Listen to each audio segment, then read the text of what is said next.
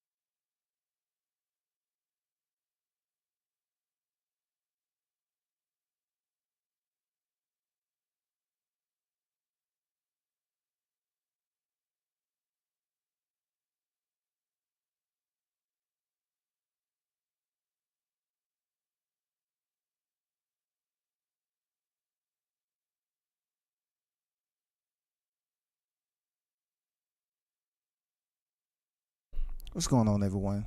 Salute everyone in the building. Man, my apologies, man. People calling at the last minute for, the holiday shit. You already know how that goes, man. Shout out to Big Blunts and Boxing on deck. Mr. Pass on deck, man. Shot News and Sauce Experience, a.k.a. Showtime. Shot in the building. Team Tucker, what it do? Timothy on deck. WCS, salute, OG. Salute to you, brother. Everybody else, man. Mr. Paz, Peace Combat. So let's get down to it, man.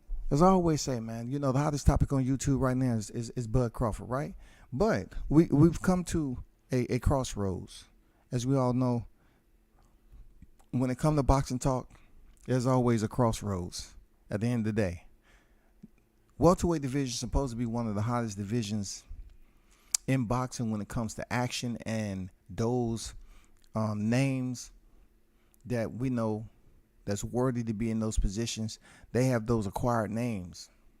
You know what I'm saying? Those championship names. Those credential names. Where this division, who has had the opportunity to host two primary pound-for-pound fighters on that list in Terrence Bud Crawford and Errol Spence Jr. But as we know, boxing, when it get down to business, according to who you with, that's how you can basically adjust yourself within the rankings.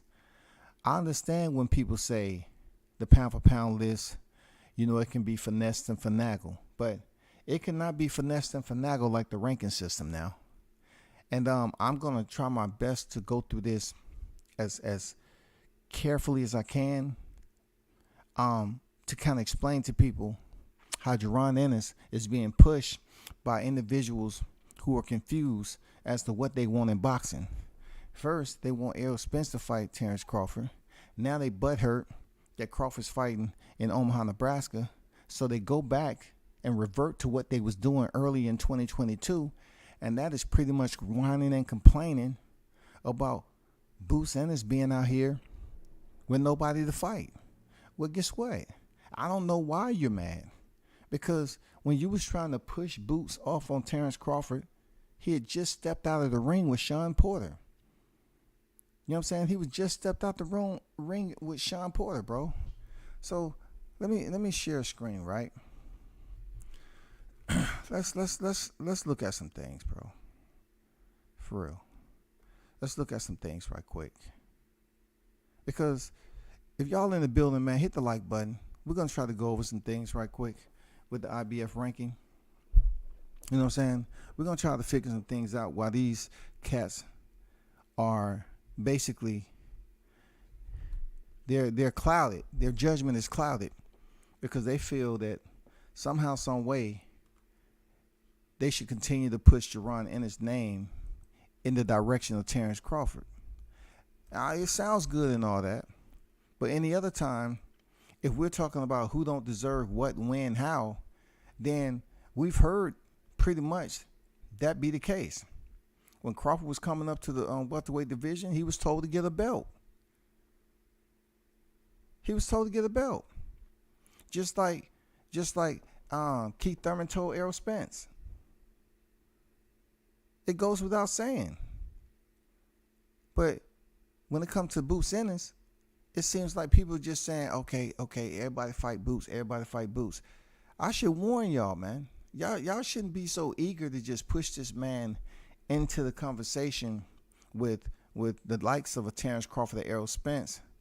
And without him even having anybody close on the resume of a name of these guys, not even Keith Thurman. Keith Thurman's name is not there. He don't have nobody on his resume to the quality of Sean Porter. Right? So Terrence Crawford in November 2021, right? November 20th, 2021, fought Sean Porter. Not even a cool, solid 2 months, y'all. Not even a cool, solid 2 months had passed by, and they was up there talking about how Crawford don't have anybody to fight. He had just got out of fight camp, stepped into the ring, stopped Sean Porter, and he's trying to enjoy his freaking holiday. He's trying to enjoy his freaking holiday. And they're up here talking about he don't have nobody to fight. Only because of Errol Spence was stepping in there with your Dina Zugas. See the way I look at it is it was a desperate attempt for them to try to think they can talk up a Boots Ennis fight on Crawford. Just because they believe that Ennis can defeat Crawford. But yet they wasn't quite sure if Errol Spence can defeat Jaron Ennis. So this is why I call them guys out when they sit up here and speak all this gibberish all the time about what you think they believe and putting up all these damn bias ass freaking narratives, smoking mirrors and screens and all that shit. It really don't make any sense. Because if you notice, it's a habitual trend with these dudes when it comes to Errol. They wanted Jerome to face Crawford, but as if he was gonna, get a fight, right? So let's just say Terrence Crawford getting out the ring in November 2021. When was he supposed to fight Jaron Ennis? Let's just say the shit was on the table. When was he supposed to fight? When was he supposed to fight him? If Errol Spence was stepping in the ring in April and Crawford just stepped out the ring in November 2021, when was Crawford supposed to fight Jaron Ennis? Because this were the same people who's whining now for him to fight Jaron Ennis again. So when was he supposed to fight Ennis early this year in 2022? Let's just say Crawford turned around and did an April or May. Let's just say Crawford did it, January, February, March, April. Quick turnaround, took December off. He gets back in there. Him and Jaron Ennis is in talks or whatever. Could it have possibly happened? I believe so. I believe if somehow, some way, Jaron Ennis' name would have been reasonable to step in there and fight, it could have. But they was just talking. But let's see what Jaron Ennis had going on. So in the early part of this year, right, he fought Custio Clayton in May. He fought Custio Clayton in May. So what if Jaron Ennis would have fought Terrence Crawford in May? Because Terrence Crawford haven't had a fight this year in 2022. What if Ennis would have fought Crawford in May, right? So therefore, it would have put us in the same position. Okay, May, he gets out. Crawford goes in there and defeats Jaron Ennis.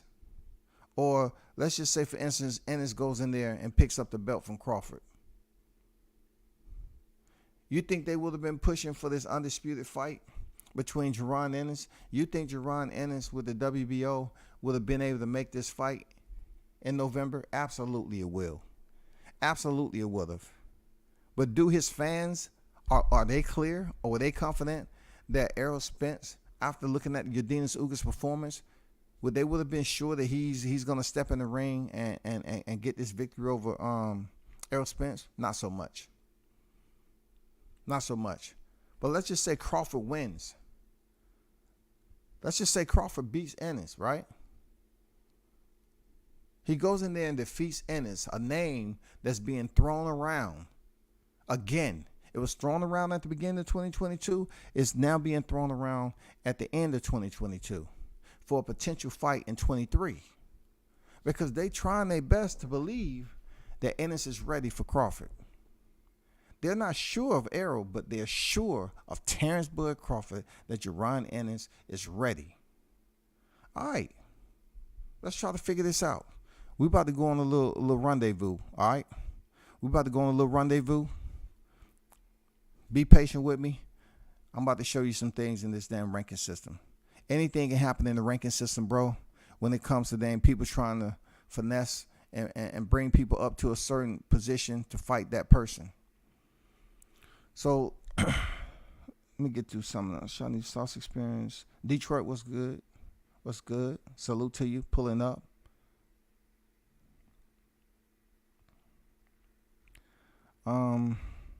Okay. So let's start with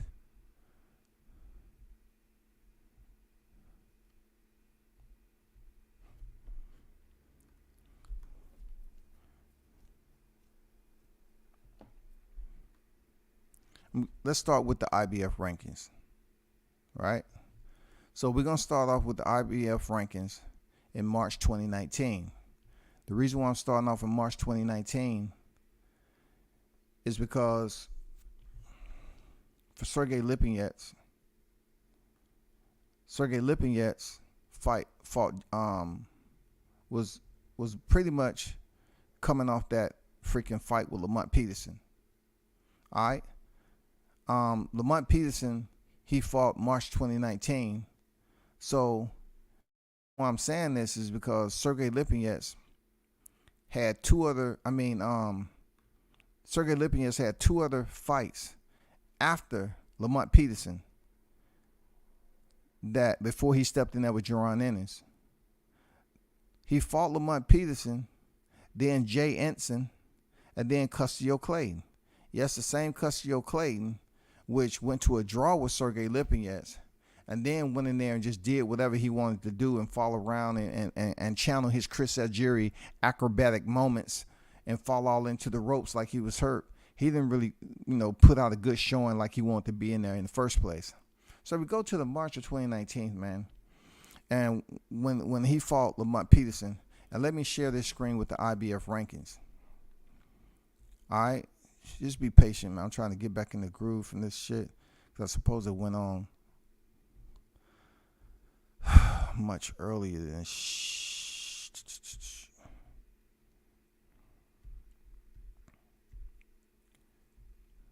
So let me take this down. So here is the IBF rankings. And I'm going to commentate most of where I'm going with this. Sergey Lipinets was ranked number 11th. All right. At this time, Sergey Lipinets, this was March 2019. as I told you earlier, Sergey Lipinets was pretty much had a fight with Lamont Peterson. March 24th, 2019. Okay? March 24th, 2019. In the welterweight division, Sergey Lipinets came in at number 11. If you go up to April 2019, where's Sergey Lipinets? Sergey Lipinets is number 7 off the strength of Lamont Peterson. Once again, he fought Lamont Peterson March 2019. Let's go back, okay, to March 2019. And Sergey Lipinets was ranked number 11th. Off the strength of defeating Lamont Peterson, they moved him up 1, 2, 3, 4 to number 7. You see who's already up there? David Avanesian, right? So they moved him up there because he would later on fight Custio Clayton. All right, Custio Clayton is right here. You know what I'm saying? Off the strength. So let's go over here. Sergey Lipinets defeats Lamont Peterson. And in between time, he has about 4 months. All right. His next fight is Jay Ensign. Jay Ensign.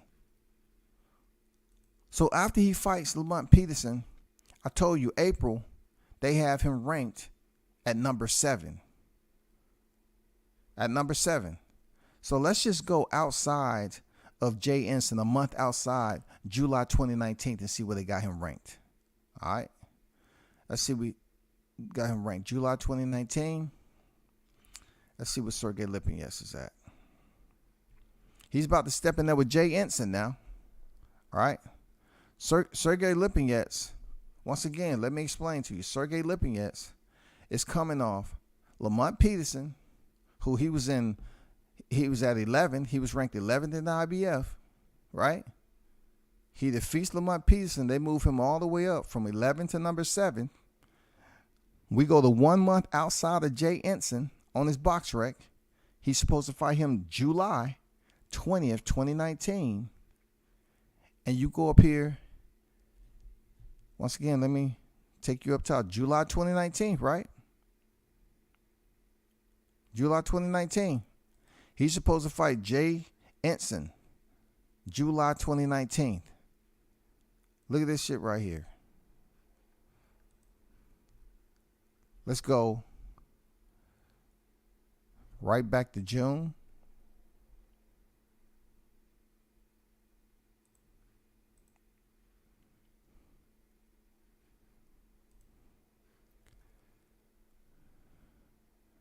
That's June.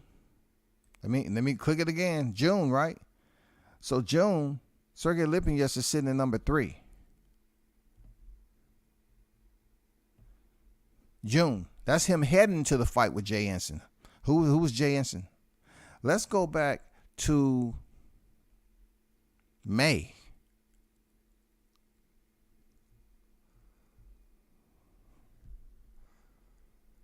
Hold up for a second.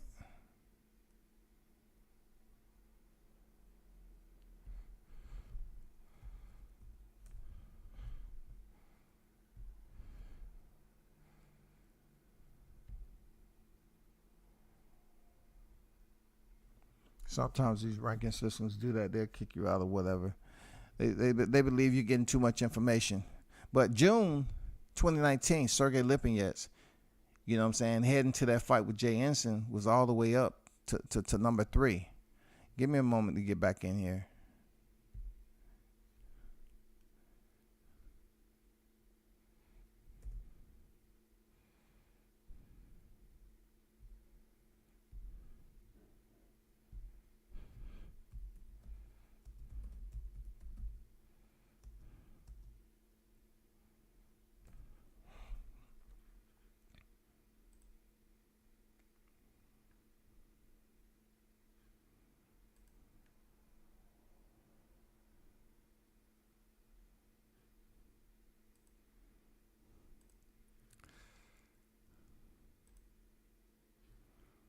All right, we back.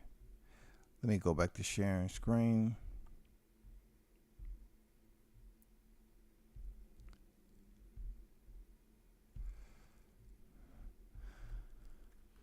So at this time right here, man, we just a month out before he's supposed to step in there with Jay Ensign, which really ain't nobody, right?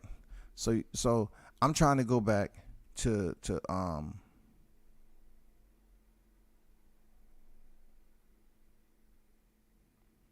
I'm trying to go out to May, see what May has to say. And what was Sergey Lipinets? Number 7. May, June, July. He's 2 months out from fighting Jay Ensign, and he's ranked number 7. When he goes in and fight Jay Ensign, pretty much he's moved up to number 3. All right? You get the point of what I'm saying about the rankings.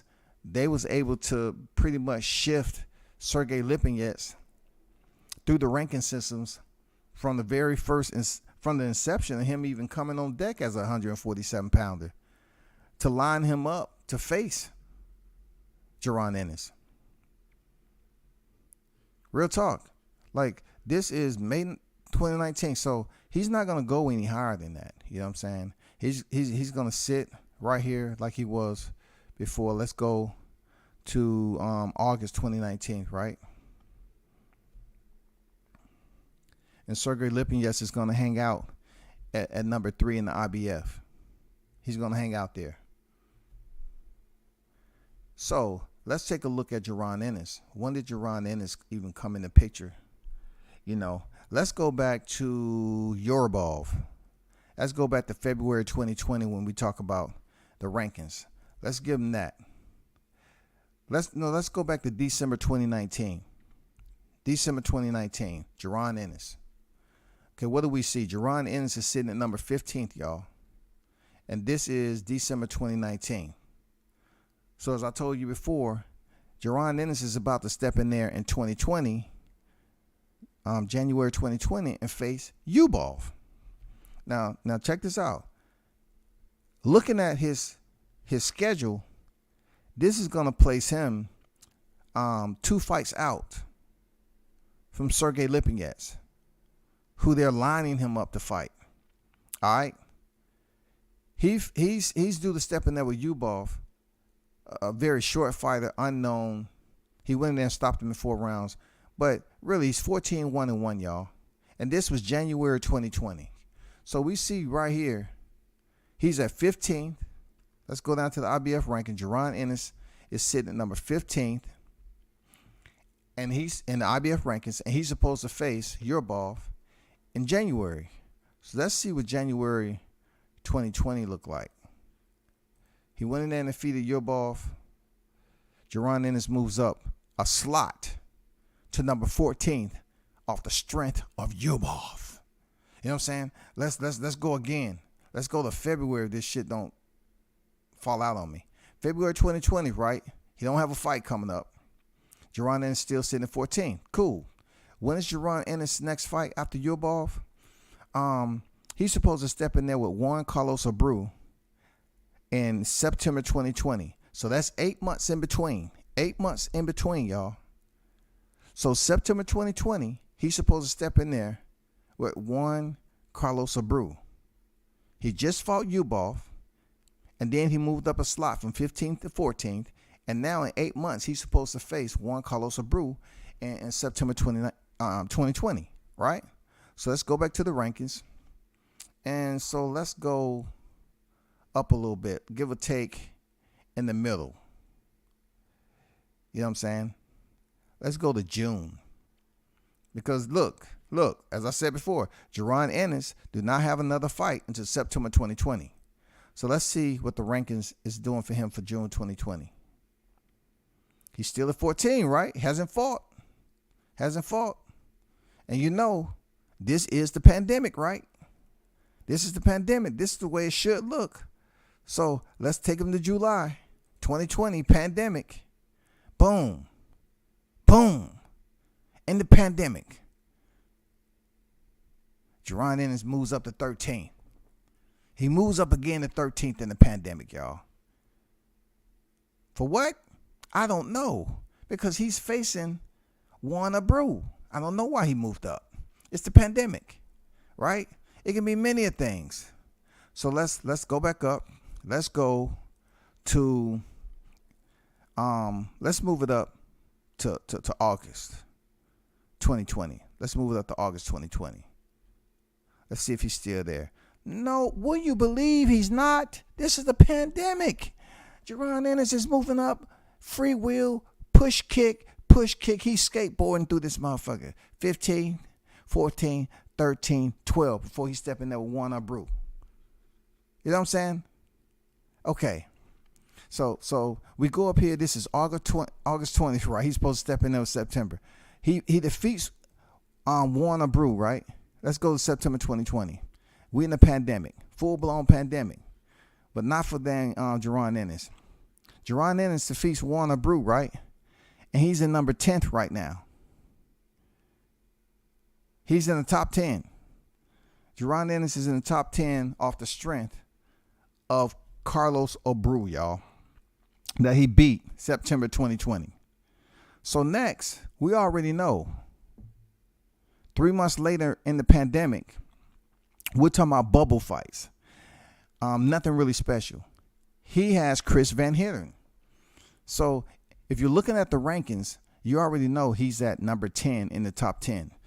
So Chris Van Heerden, nothing special happened in that fight. Nothing special happened in that fight, man. But he was supposed to fight him December 2020. So let's go. Let's go down here.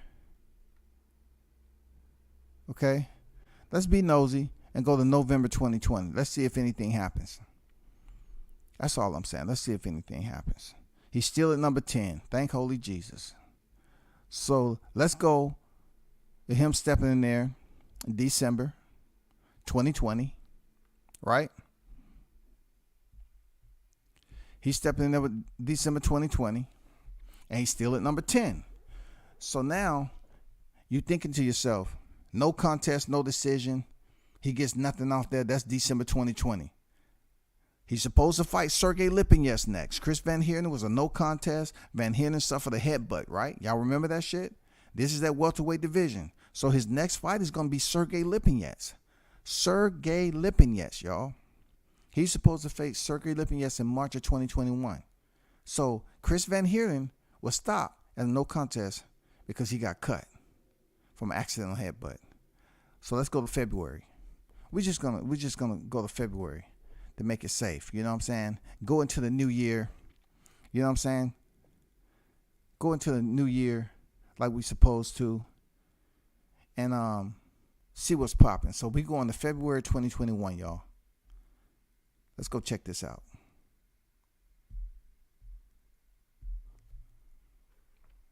He's still at number 10. No, he's at number 9. Right in front of Rashidi Ellis. So Jerron Ennis moves into number 9, heading into a fight with Sergey Lipinets. All right? They're supposed to fight in April. He's in between fights right now. Let's see what happens in March. Let's see what's happened in March in 2021 with Jerron Ennis ranking excursion. He's still at number 9. So he goes in there in his next fight, right, with Sergey Lipinets in April. Sergey Lipinets at the time is ranked number 3 in the IBF. So he steps in there with Sergey Lipinets. And let's go to April 2021.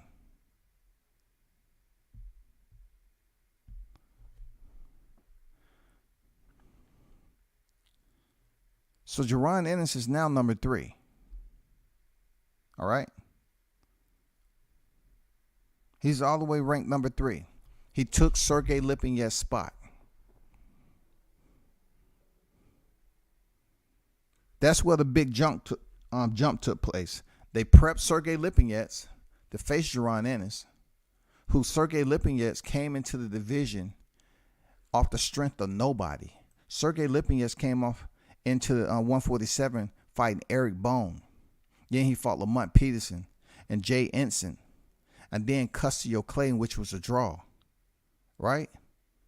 So really, when they threw him into the rankings in July 2019, they didn't even throw him at the back end of the rankings, number 15. They brought him in like 11th to push him up the rankings, because they wanted this fight to happen.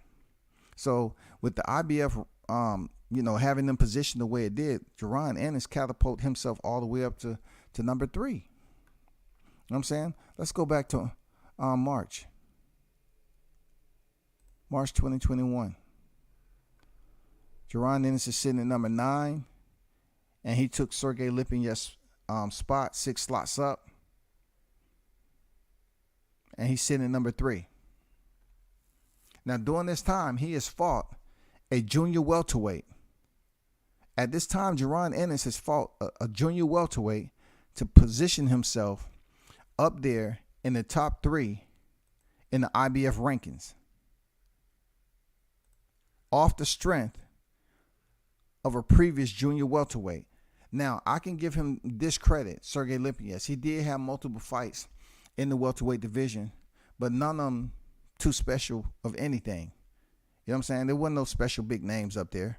So now Jaron Ennis is right here behind Sean Porter in the IBF. Who does he have to fight next? Jaron Ennis comes off Chris Van Heeren. He fights Sergey Lipinets. And then he goes from Sergey Lipinets, who was ranked number 3, to Thomas Delorme. Thomas Delorme, y'all, you understand this man was coming off 2 losses. Crawford fought Thomas Delorme back in the day. How can you go from Sergey Lipinets, who was at number 3, to Thomas Delorme? And let's just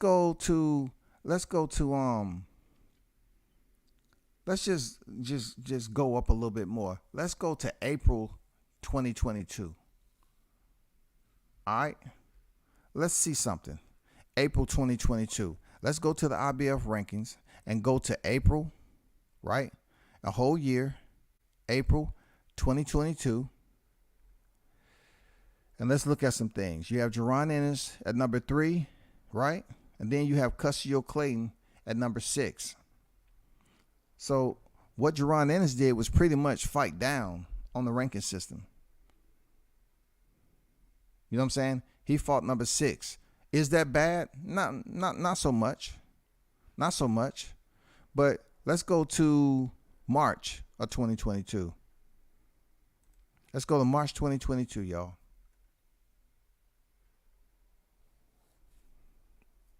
Not too much of a change, right? Let's go to February 2022. Not too much change. Let's go to January of 2022.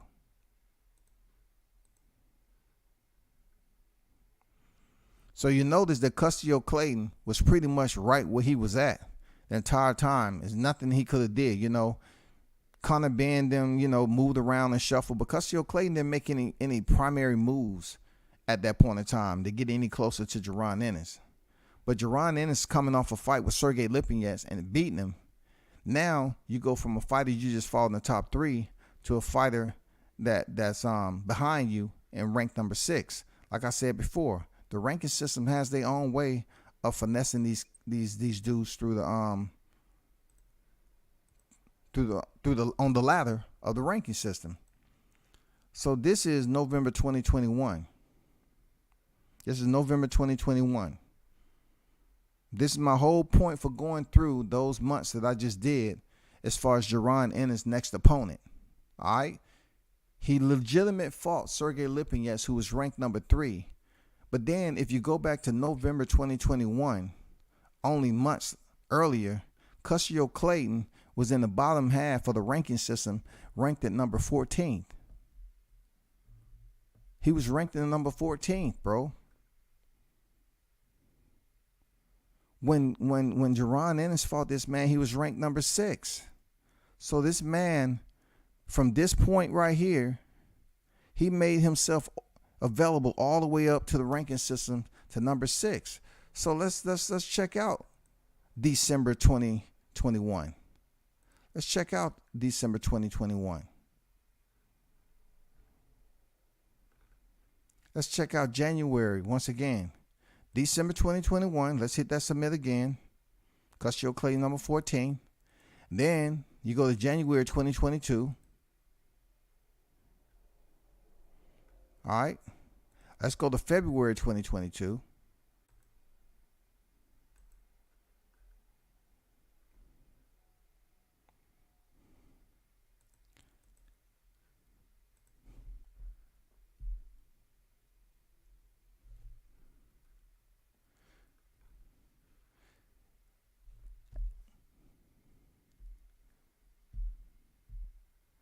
Jerron Ennis fought Custio Clayton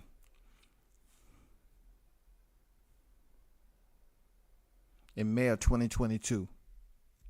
In a mere several months. I don't know why the IBF keeps refreshing like that.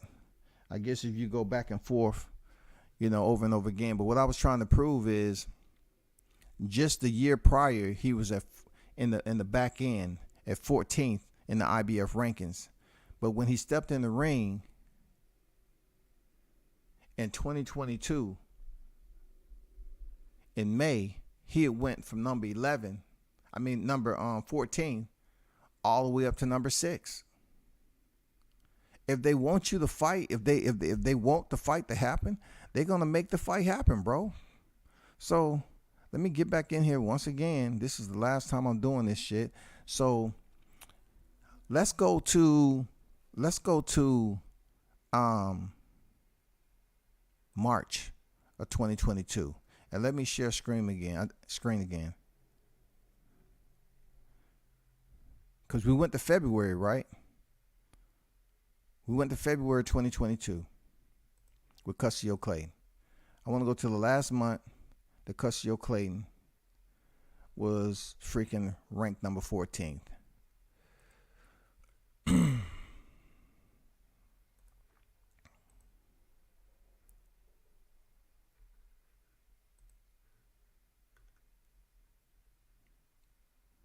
Give me a moment while I bring this up.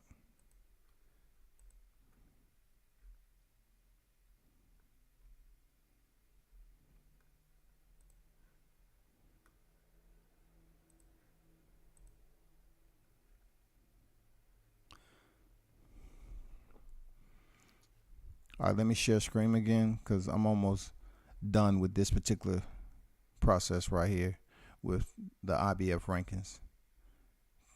All I'm trying to say is, if they want you to climb the ladder, you'll climb the ladder. Look, Custio Clayton is ranked number 14th. And this obviously is telling you it's November 2021. Now, from number 14th, once again, 14, Custio Clayton, right here, number 14. Let's go to 2 months from now. Let's go to Custio Clayton 2 months from now. So let's go to January 2022. Custio Clayton is no longer ranked 20 and 14. 14th place on the IBF. Custio Clayton has disappeared. Real talk. Custio Clayton has disappeared. So let's try to find out how that was possible. So we're gonna do this right here.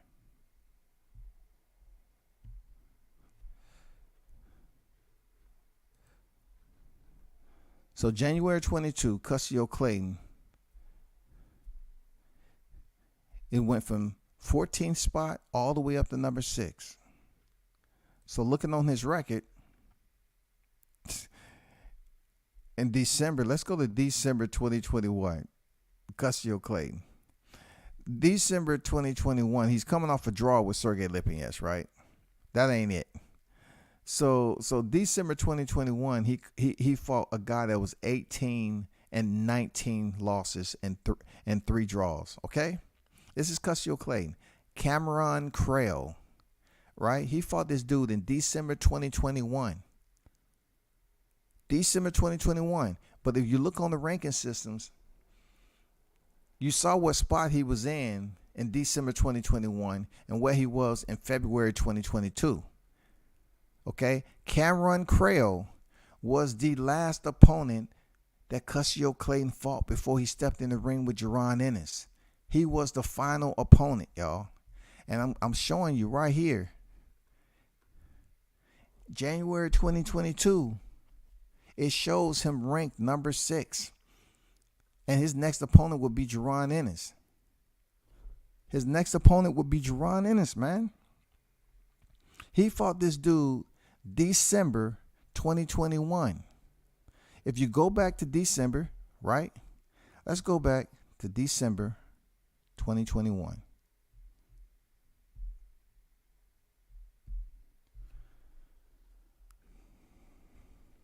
How he disappeared? How? Let's go back to November 2021. Cusio Clayton is at 14th, man. Look, November 2021 in the IBF rankings, Cusio Clayton is 14th. Off the strength, right, of him heading into that fight December 2021 to face Cameron Creel, 18 victories, 19 defeats, and 3 draws. This dude goes from number 14th. Number 14th, y'all. Number 14th. This dude go from number 14th off the strength of an 18 victory, 19 losses, all the way up to number 5. But you would hear these dudes constantly talk about, oh my God, man, so-and-so ain't did this and did that. Dude, this is the last opponent that Jaron Ennis fought. Did he rate to be looked at and recognized as somebody that's credible? This dude went from number 14 to number 6 off the strength of a fighter, Creel, who had a record of 18 victories, 19 losses, and 3 draws. Cusio Clayton went in there, and all they looked at his record, but they didn't look at how he finessed. He was finessed through the ranking, up the ranking ladder, just like Jaron Ennis was.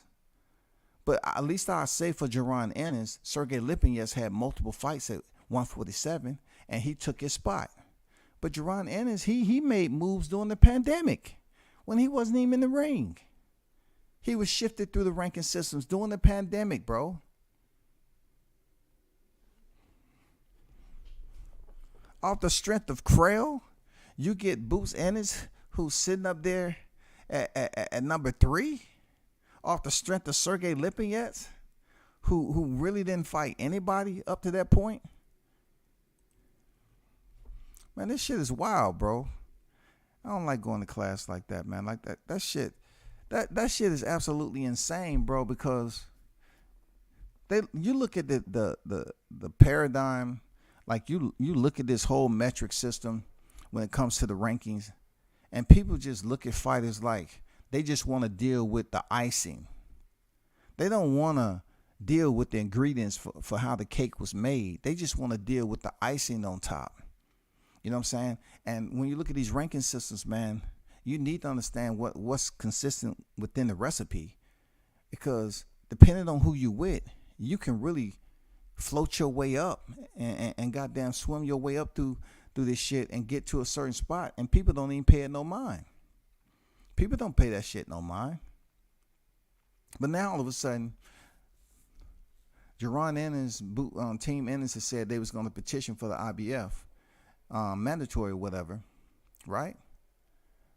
But then people seem to ignore that all you have to do is look at his resume and ask yourself, are they going to give Terrence Bud Crawford credit if he fights if they fight Jaron Ennis with who he has on his resume? Jaron Ennis has one of the worst resumes at the top of the food chain in the welterweight division. I'm just calling for what it is. He has one of the worst resumes. Period. You can't continue to just sit up here and dress it up aesthetically and say everything looks fine, but you don't want to dig a little deeper and see is the person dressed underneath the blazer?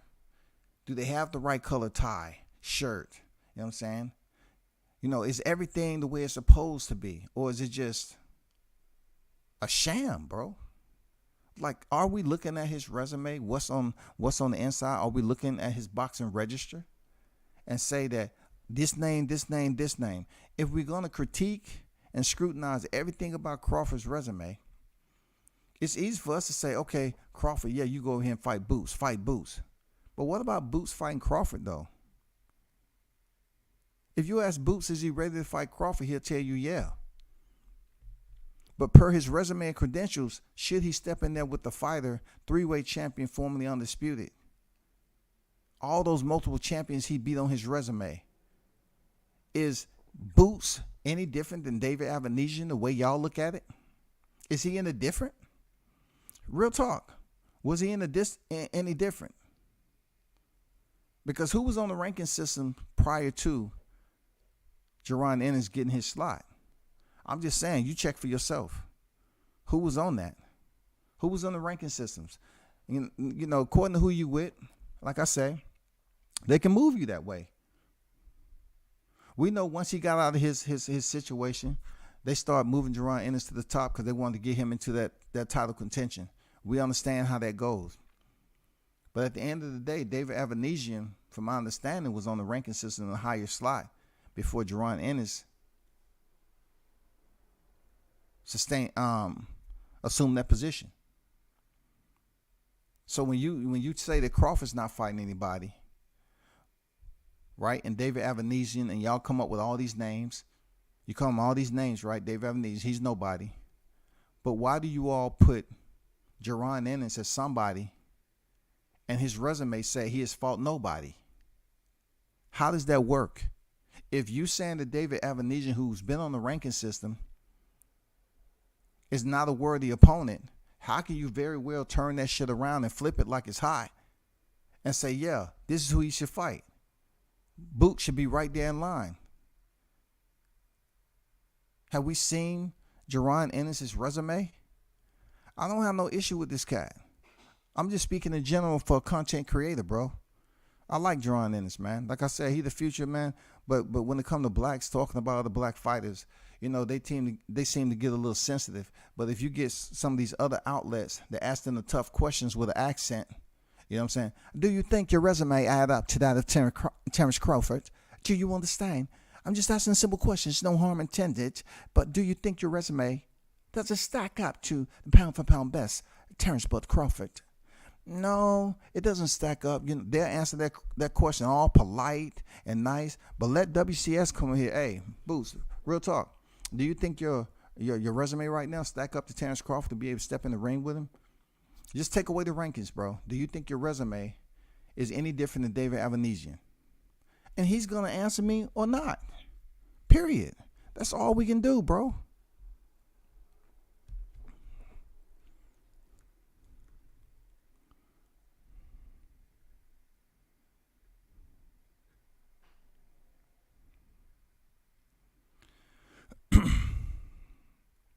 James says, I disagree with your opinion on Boots because people don't want to fight him.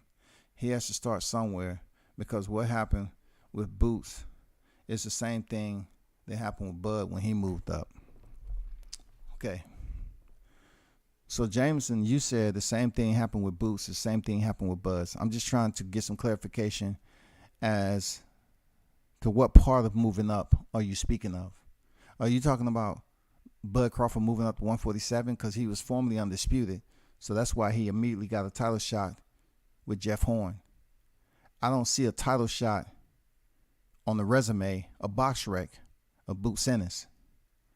If you're talking about all the hoopla back and forth for who wanted to fight him, yeah, somebody wanted to fight freaking Terrence Crawford. That was Jeff Horn, who's coming off a win of Manny Pacquiao. So when you say that it's because of what happened with Boots, it's the same thing that happened with Bud. What happened with Bud? His first fight at welterweight division, he won a freaking WBO title. What about Boots, though? You have to be more clear with that. What about Boots? Why are y'all continuing to compare him to Terrence Crawford? Why aren't y'all comparing him to Errol Spence when he moved and finally, took it upon himself after the Barrera fight and say, now, Alejandro Barrera, you're the guy.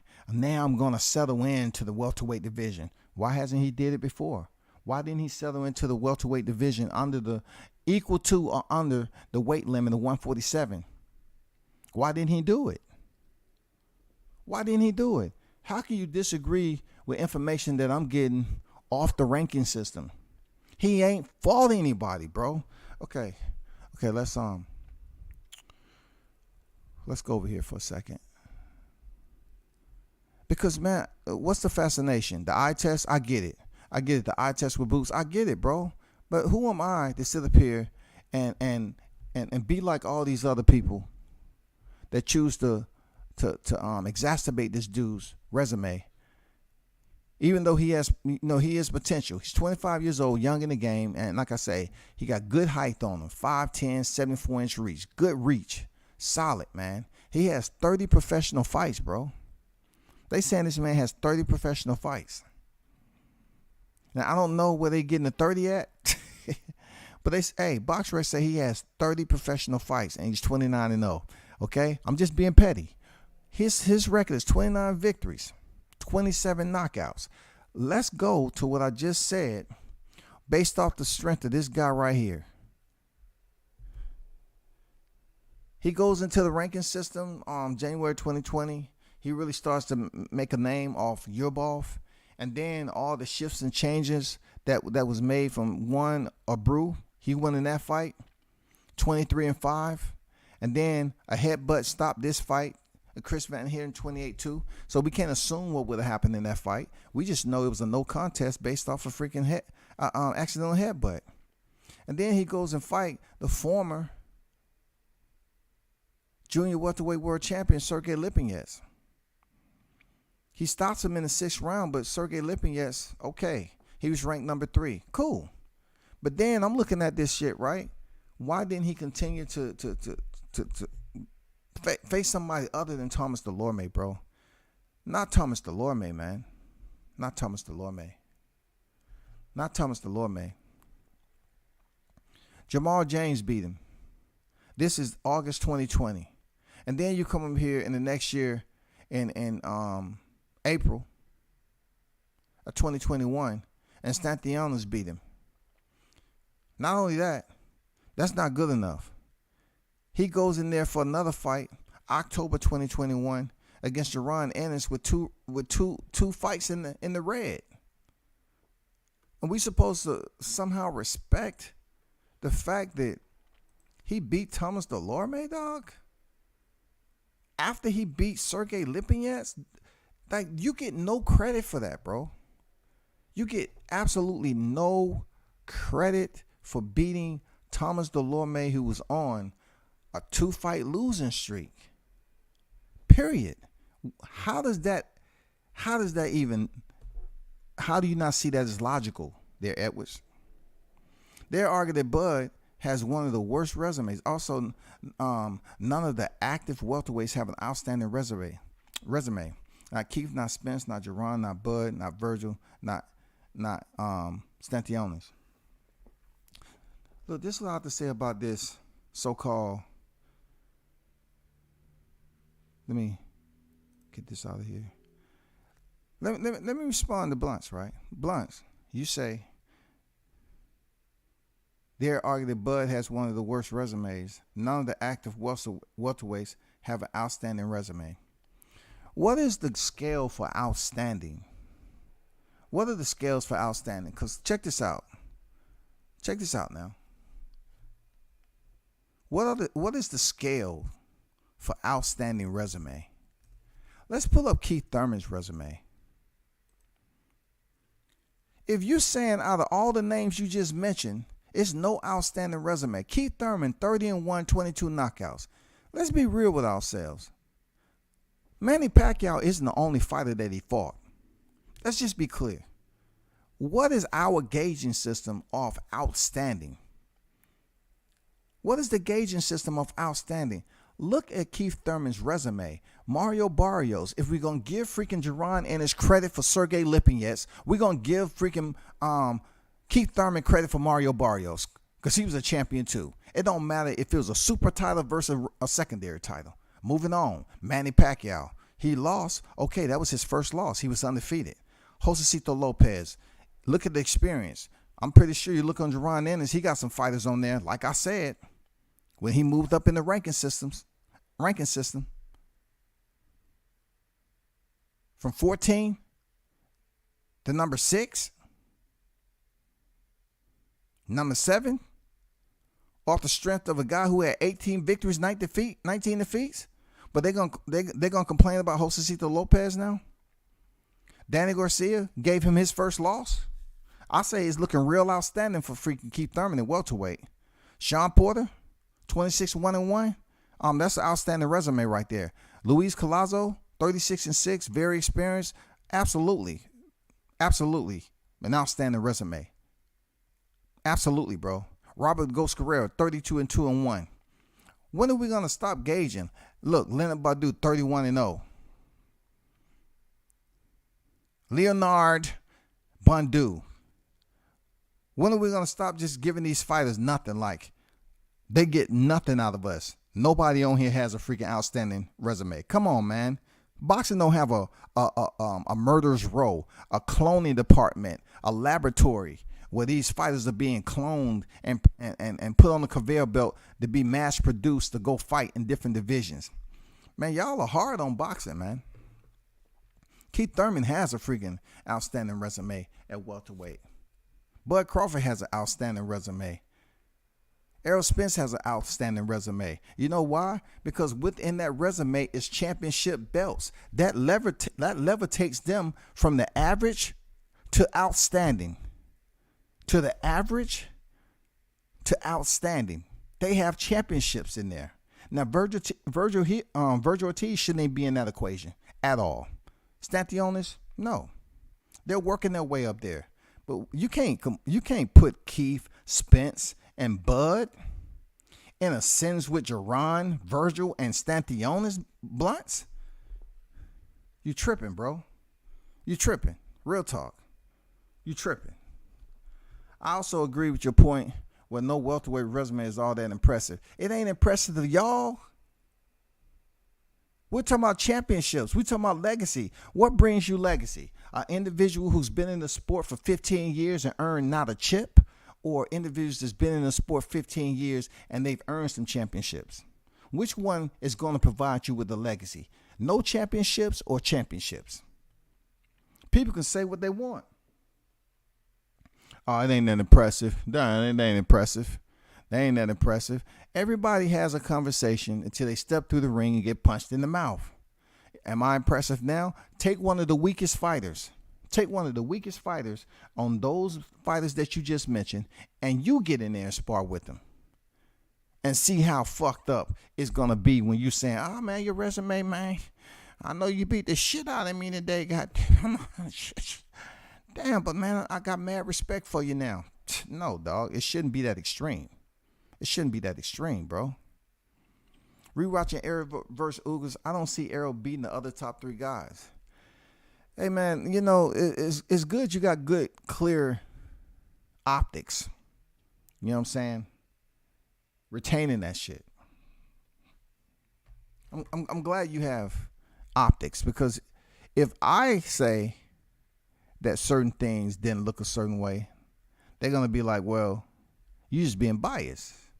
But who are we to say that every fighter that has a championship to their boxing register, right? They have fought for a championship. They have fought for a championship, right? A chip, to say that their resume isn't outstanding. Their resume is from the first division to the current division. First division, where they started off in that same division, or to where they at now. If in between time they won championships, they are considered outstanding. Their resume is considered outstanding. That even goes to the fighters who won a vacant title. All right? You hear some people complain about a vacant title. They're not going to say that about Lomachenko fighting for a vacant title. They're not going to say that about Sean Porter, Danny Garcia fighting for a vacant title. They're going to pick and choose selectively who they talk about fighting for a vacant title, bro. They're not going to say anything about Canelo getting a 2-for-1 special when he fought.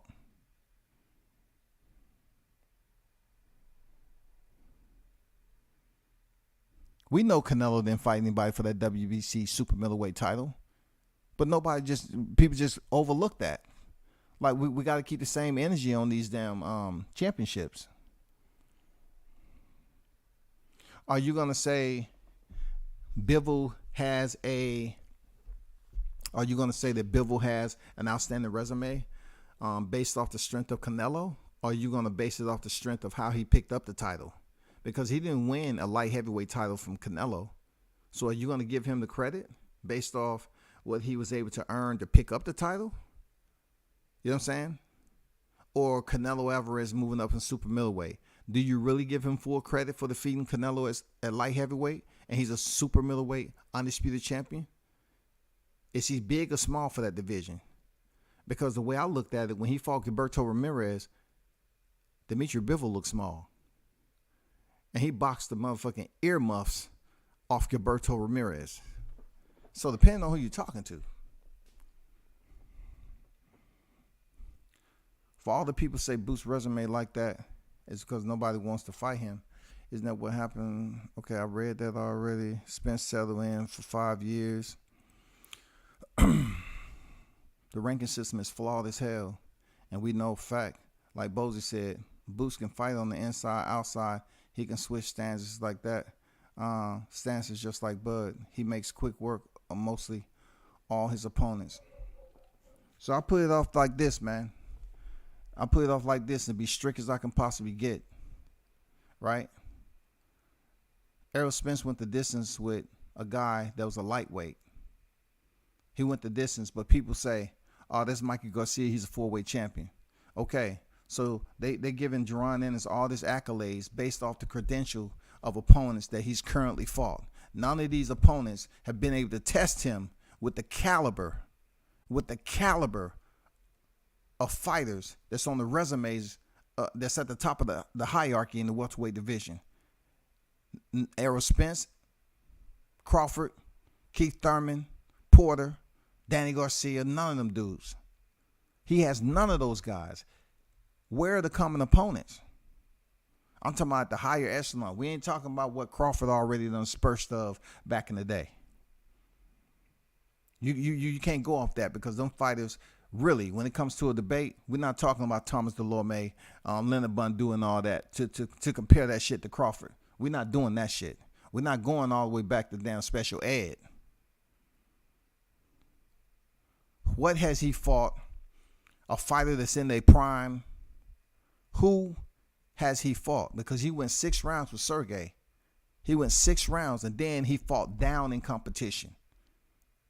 This dude fought down in competition, dog. So how are we to gauge Jaron Ennis being ready for Bud Crawford? Just because, oh, he can switch stances and he can do this, that. Look at Bud. Bud can switch stances and stop everybody in the welterweight division. They still don't give a man credit. So what are y'all talking about? See, y'all wanna boost up Jaron Ennis, who don't even have a championship. Man, I'm just trying to kick some understanding to y'all, right? You're trying to boost up a fighter that has no championships, but yet destroy a fighter who has multiple championships and can do the same thing. We give him credit for switching stances and being this tough fighter, unifying at 140, doing all this shit. We talk about what a knockout streak he on. He stopped this amount of last opponents. We say all that about Bud Crawford. But now y'all coming back around and y'all want to bolster Jaron Ennis and he ain't fought nobody. And you're trying to act like when Bozy Ennis say that he's switch hitting and he's doing all this stuff, it supersedes or encapsulate that of Terrence Bud Crawford. And he's the one that has the dang straps. He has the jury.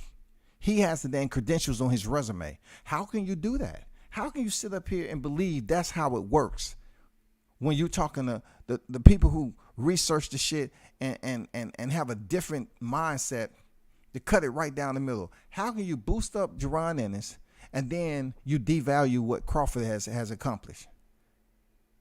Jerron Ennis has not even close to opponents that Crawford's faced. But people's like, oh, he should fight Boots Ennis. Okay, he goes in there and he gets outworked just like Gilberto Ramirez, right? He get outboxed just like freaking Tony Harrison did Mell Charlo. Are you still going to come around here and talk that same talk? Are you going to say, oh, Jerron Ennis was inexperienced? He tried, though. He was Canelo fighting Floyd Mayweather. Huh? He was Floyd fighting. Yeah, he was Canelo fighting Floyd Mayweather. You know, sometimes you got to take a risk. Plenty of people who took the risk. You know what I'm saying? Plenty of people taking the risk. You know, we see it all the time. Sometimes they come up short. Sometimes they don't. Let's not knock Boots Ennis for losing. You know, Canelo took a risk. Canelo took a risk. You know what I'm saying? You win some, you lose some. Teofimo Lopez took a risk. He just won his risk, though. He won. You know what I'm saying? How are we supposed to gauge this shit? You gonna say he was inexperienced? He had a lot of fights, but against nobodies? I'm telling you, bro. Look, I'm telling y'all. I'm telling y'all. Y'all sitting up here tripping. Y'all pretty much trying to say nobody in the welterweight division has an outstanding resume. It's lunacy, bro. That's just lunacy. You know it. Boots Network is allowing Thurman to supersede him crazy. TGB is Errol and Thurman's promoter.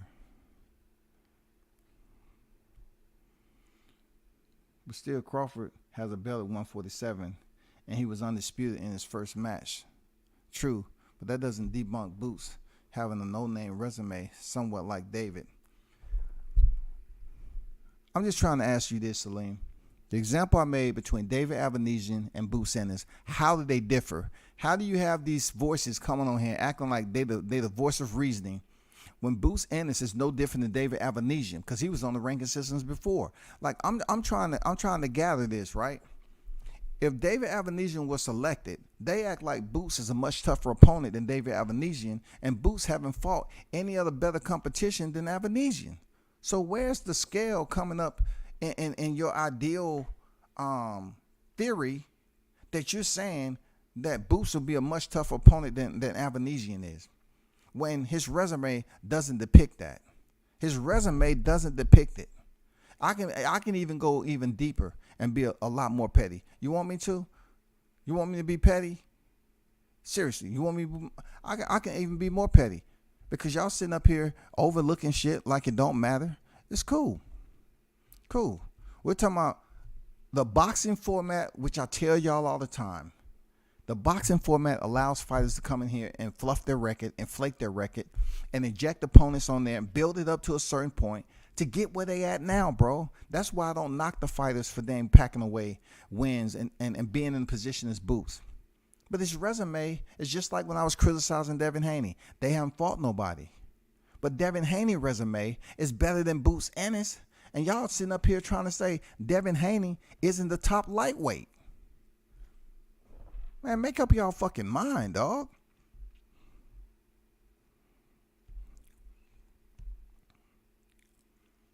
Let's look at this. This is Terrence Bud Crawford, right? 38-0, 29 knockouts.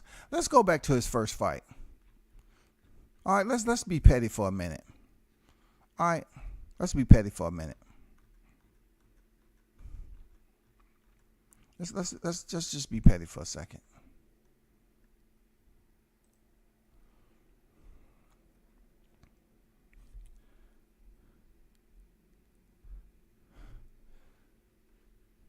Terrence Crawford first fight. Dude was 2-0, dog. I'm showing you the format, right? His first opponent was 2-0, undefeated. And Terrence Crawford had the 1-4, 8-25 debut, 5-6. That is the format of boxing. You know what I'm saying? They're warming up opponents, man. They're getting to a point to stabilize themselves. They're getting to a point. It's not like the shit don't happen. So let's count Terrence Crawford. How many fights he had? 1, 2, 3, 4, 5, 6, 7, 8, 9, 10. About 10 fights. Non-winning. About 10 fights, whatever. Non-winning records, whatever, right? So we go to Jerron Ennis, right? We go to Jerron Ennis. switch hitter, everything that they say Crawford can do, but it don't matter because they busy want to see him in there. He can't do anything right. They want to boost Jerron Ennis up with having all this technical highlights and advancement and freaking core values and shit when it comes to the sweet science. But they say Crawford does the same thing. They say Crawford does the same thing. He has multiple championships and divisional, wins, but he gets no credit from a fighter who has nobody on his resume. Look at Jerron Ennis, man. It's the format of boxing. His first opponent was 1-9, 0-1, 0-4, 3-12, 1-3, 2-4, 4-2, 3-4-3, 28-16, 20-12, 25-26. Cusio Clayton, what did I say? His last opponent before stepping in there with boots, 18 victories, 19 defeats. Okay. Jerron Ennis 16-20, 6-32. It's the format of boxing, people. If you want to talk about, nobody's resume is that outstanding. Okay, look all the way from the beginning. That's just the way of the land, bro. That's just the way it is, man. Y'all just sitting up here like y'all don't want to give these dudes no credit for fighting killers that's not around. And then you say, so-and-so haven't fought this fighter, that fighter, and the other fighter. But yet y'all talking about boxing as a business. It's not a business when it comes to narratives. It's only a business, you know what I'm saying, when it comes to your favorite fighter and say, so-and-so, he hasn't did enough, point blank, and he doesn't earn enough. He hasn't put butts in the seats. He doesn't have the numbers. Boxing is a business. You know what I'm saying? Any other body, they feel that Boots, he haven't sold nothing on pay-per-view. He don't have a freaking resume to freaking brag about. All he has is the eye test, and nobody's talking about his numbers, stepping in there with Crawford. What is Crawford supposed to do with this guy? The same attitude y'all had with David Avanesian. What is he supposed to do? They say they was going to put in for a freaking request to fight Spence for a mandatory, but yet the YTC is up here talking, he should fight Spence. He should fight Crawford. That's what. Now they want him to rush up the WBO. They want Boots to be in a position in the WBO, right? And say, you know what, it's the perfect time. You know what I'm saying? These guys never stop with the madness, right? Jerron Ennis is sitting in number 2 right behind Virgil Ortiz. See, Team Ortiz is smart. They say they weren't ready for Crawford. But when it comes to blacks, they don't know how to sit up here and say, you know what, let me continue to build, or we'll stand up and we'll have the strength to say, you know what, fuck it.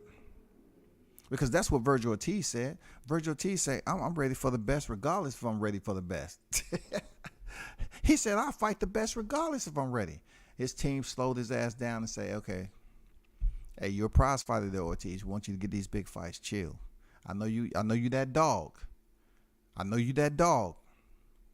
But chill. Stepping over to Jerron Ennis, so many people believe he's that guy. But if you're talking about boxing, if you from the outside of the gym or the inside of the gym, it don't matter who you are. If you're gonna hype up your fighter, bro. You're gonna hype up your fighter no end. Are you gonna find somebody over there at B&B that's not gonna hype up Crawford? Are you gonna find somebody over there in Philly that's not gonna hype up Boots? It's just how you are hyping him. You complain about Avanesian, which Jerron Ennis is in the same boat as he is. Jesus Christ, man. Come on, man.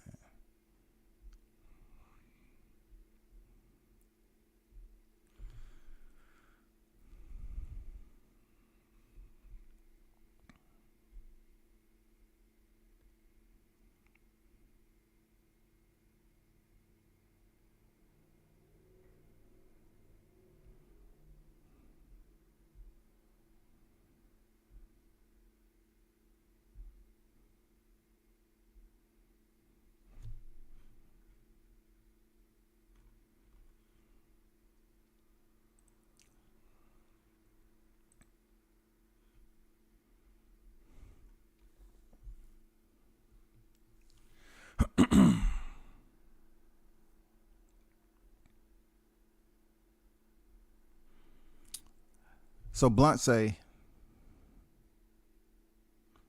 he knocked the Lorme out in the first round. Not even 2 minutes in. What if Boots would have struggled during the fight, or took 9 rounds to get him out of here? Boots knocking dudes out.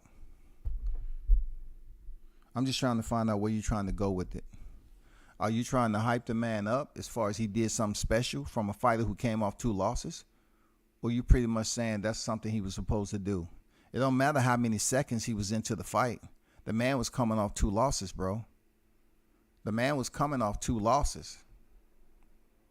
Let's look at the welterweight division and look at how many undefeated fighters that Crawford has gave their first loss. And if you're going to say you're a fan of the sport, you have to do it with some type of respect and integrity to say, well, these fighters was undefeated. Let's look at their amateur pedigree into the professional ranks and give them credit for stepping in there with somebody like Terrence Bud Crawford, who was that much better, who was that much more advanced, who was on a different level. We can't even come to the conclusion that WCS is going to entertain the seconds that it took for Jerron Ennis to stop Thomas Delorme and somebody he's knocking dudes out. Come on already. We got Terrence Bud Crawford stopping Sean Porter. Then they turn around and say the man's on retirement. Well, if his ass was on retirement, he should have retired after dang Errol Spence. He shouldn't have returned back to the ring for a $4+ million paycheck. And then the commentators say, oh, he looked good. Sean Porter's looking good. Oops. And then somebody fucked around and said something to Bud, which they should have kept their mouth shut. And he should have then put them hammers on his ass.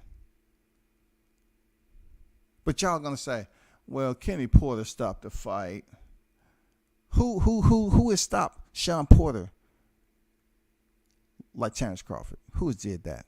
If you want to brag about stoppages, who has did that? We got to brag about the stoppages that mean something. A 2-time world champion, you know what I'm saying? Never been stopped before. He gets stopped in the 10th round. No, he didn't get dropped. Just dropped by a left hook and finished the fight. He got finished. He was finished, bro. We're not sitting up here doing that. We're not talking about seconds into a round, bro.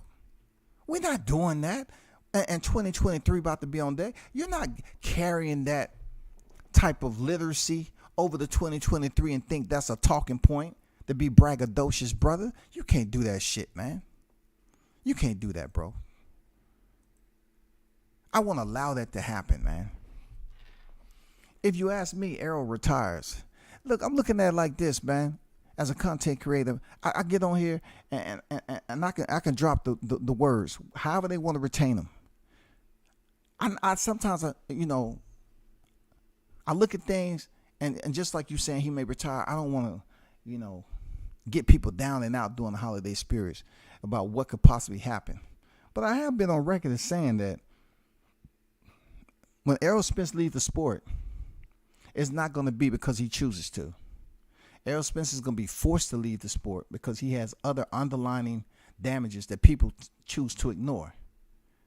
Boxing is a cruel game. You have people that's sitting up here that just want to see fighters go in there like it's a dog sport, like it's a cockfighting sport, and just fight.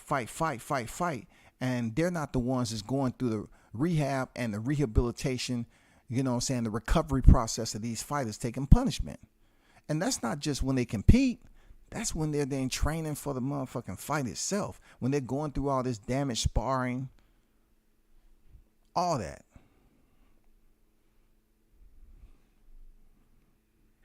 Let's be real. All that shit. We can't do that, bro. When it comes to Boots or any other fighter, I just don't like the resume excuse. If Boots wants to get beat up by Bud, let him. And if he wants to destroy EJ, let him. I'm not the one keeping him from doing anything. But if you hang out here a little bit more, right, Jameson, all I'm saying is you would have heard people project their criticism on a fighter who's already been there, done that already. But yet, they want to goddamn come bearing gifts. Goddamn turn, what Lil Kim say? Put your lighters up. They want to come up here and put their lighters in the air and shit and sing Kumbaya for Jerron Ennis, who haven't even earned that recognition to be in the same conversation as Bud. But like you saying, don't blame him for wanting to be this, that, and the other. Guess what? It's a lot of fighters that want to be in a position. They want to do this. They want to do that. They want to fight this fight. They want to fight that fighter. But it is called a business too. It is individuals in place to try to make the paperwork happen. And some fighters get criticized more than others. But we just can't listen to these bum-ass narratives, right? That's going to boost a fighter up who doesn't have the resume. But yet you're saying give him the open door policy. He deserves it because per the eye test, he looks like he can fight the caliber opponent of a Terrence Bud Crawford, or Errol Spence Jr., or Keith Thurman. He looks like it. I'm just going off the look. So when you take a fighter that you think looks like that, and they go in there and it doesn't come out in their favor, what are you going to say? Oh, he was too green. Is a fighter wrong? A fighter like Boots wrong for saying he's ready for anybody? No, he's not. He's supposed to say that. He should say that. It lets the people know he's ready. But when it comes down to boxing, we have individuals out here dogging out fighters who's already picked up championships. They saying they ain't shit. They ain't done shit. But yet they're going to bring on board a fighter whose resume isn't nowhere close. Jerron Ennis' resume nowhere close, bro. Custio Clayton's opponent was 18 victories, 19 defeats before he stepped in there with Jerron Ennis. And you trying to tell me y'all just going to smooth overlook that shit?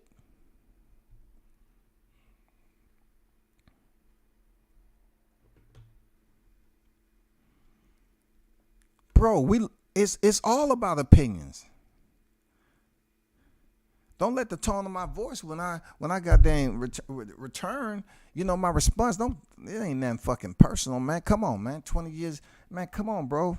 It is what it is. They ain't shit personal. I'm just saying, I'm using your words. You saying nobody in the welterweight has outstanding resumes, but yet they have championships. You want to include non-champions in the company of champions. That's not the correct format. Bro. That context is all misconstrued.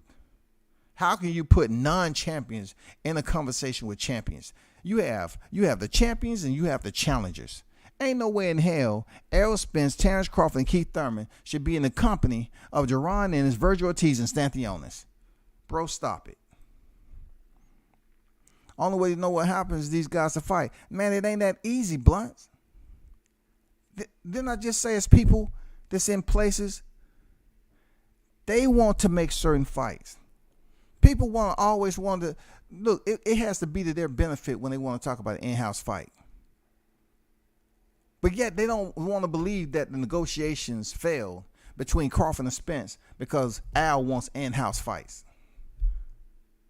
So make it make sense to those who don't understand, because I get it.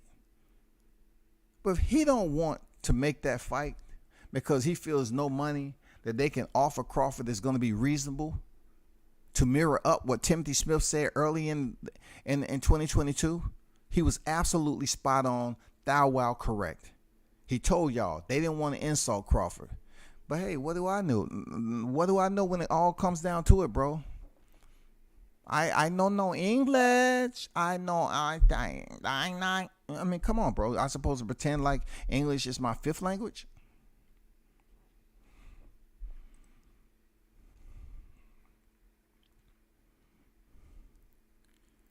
So per my thumbnail, right? Per my thumbnail, this is the way I look at it.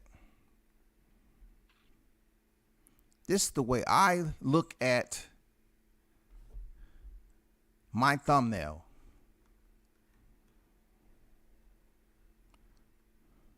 I said Crawford's biggest problem is PBC. If no Spence, then Boots, Ennis, or Mell, Charlo. You think the fighters that I support, I want them to fight the easiest fight? I want to fight a fighter that's injured, a fighter that's not qualified? No, I believe Just like when Bud put it out there. Who you think I am? I'm the best fighter in the world. Who you think I am?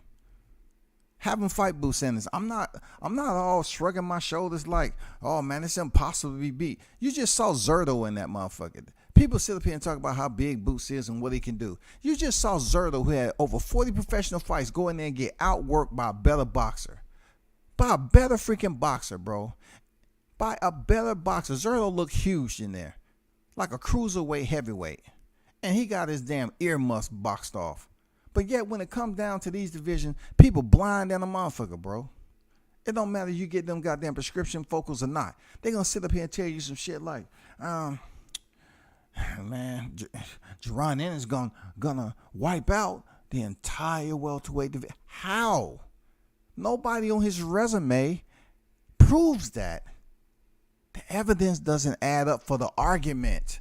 If you're gonna have opening statements, at least have your shit together. Don't come over here with shit from other court cases and shit that don't have nothing to do with this trial. I'm telling you, if you're going to have evidence that Jerron Ennis is going to wipe out everybody welterweight, bring it with you. Bring it with you. If you heard it on somebody else's channel, bring them with you. If you can't get them, bring the audio with you. And see if people agree with what you're saying. But if y'all complain about David Avanesian now, y'all complaining about Avanesian, but not complaining about Boots? What gives you that impression that he's any better than Avanesian, though? And then these cats will go ahead and say, well, why he didn't fight there? Why he didn't fight? Who is Avanesian signed with again? Does PBC have anything to do with this fight? Did Crawford just put out of a fight trying to get a fight with TGB and PBC? So don't ask the dumbass question talking about why he didn't fight. Isn't Boots on that side of the? Then he just signed a deal with Showtime. Then Steven Espinosa, is he attached over there? Don't you think Al Heyman is going to have some influence on that whole situation? Wasn't it easier for them to make the fight in 36 hours because he's not signed with PBC? Happy holidays to everybody too. And this is in no way, shape, or form. Sometimes, there's different temperatures to hot grease. And, sometimes you just have to, go in on certain subjects and topics and let people know, like, comparison is everything. Comparison is everything, bro. I don't get this David Avanesian. He's such a shitbag, but boost up Boots Ennis. You know what I'm saying? David Avanesian is such a shitbag, but boost up Avanesian. What we doing?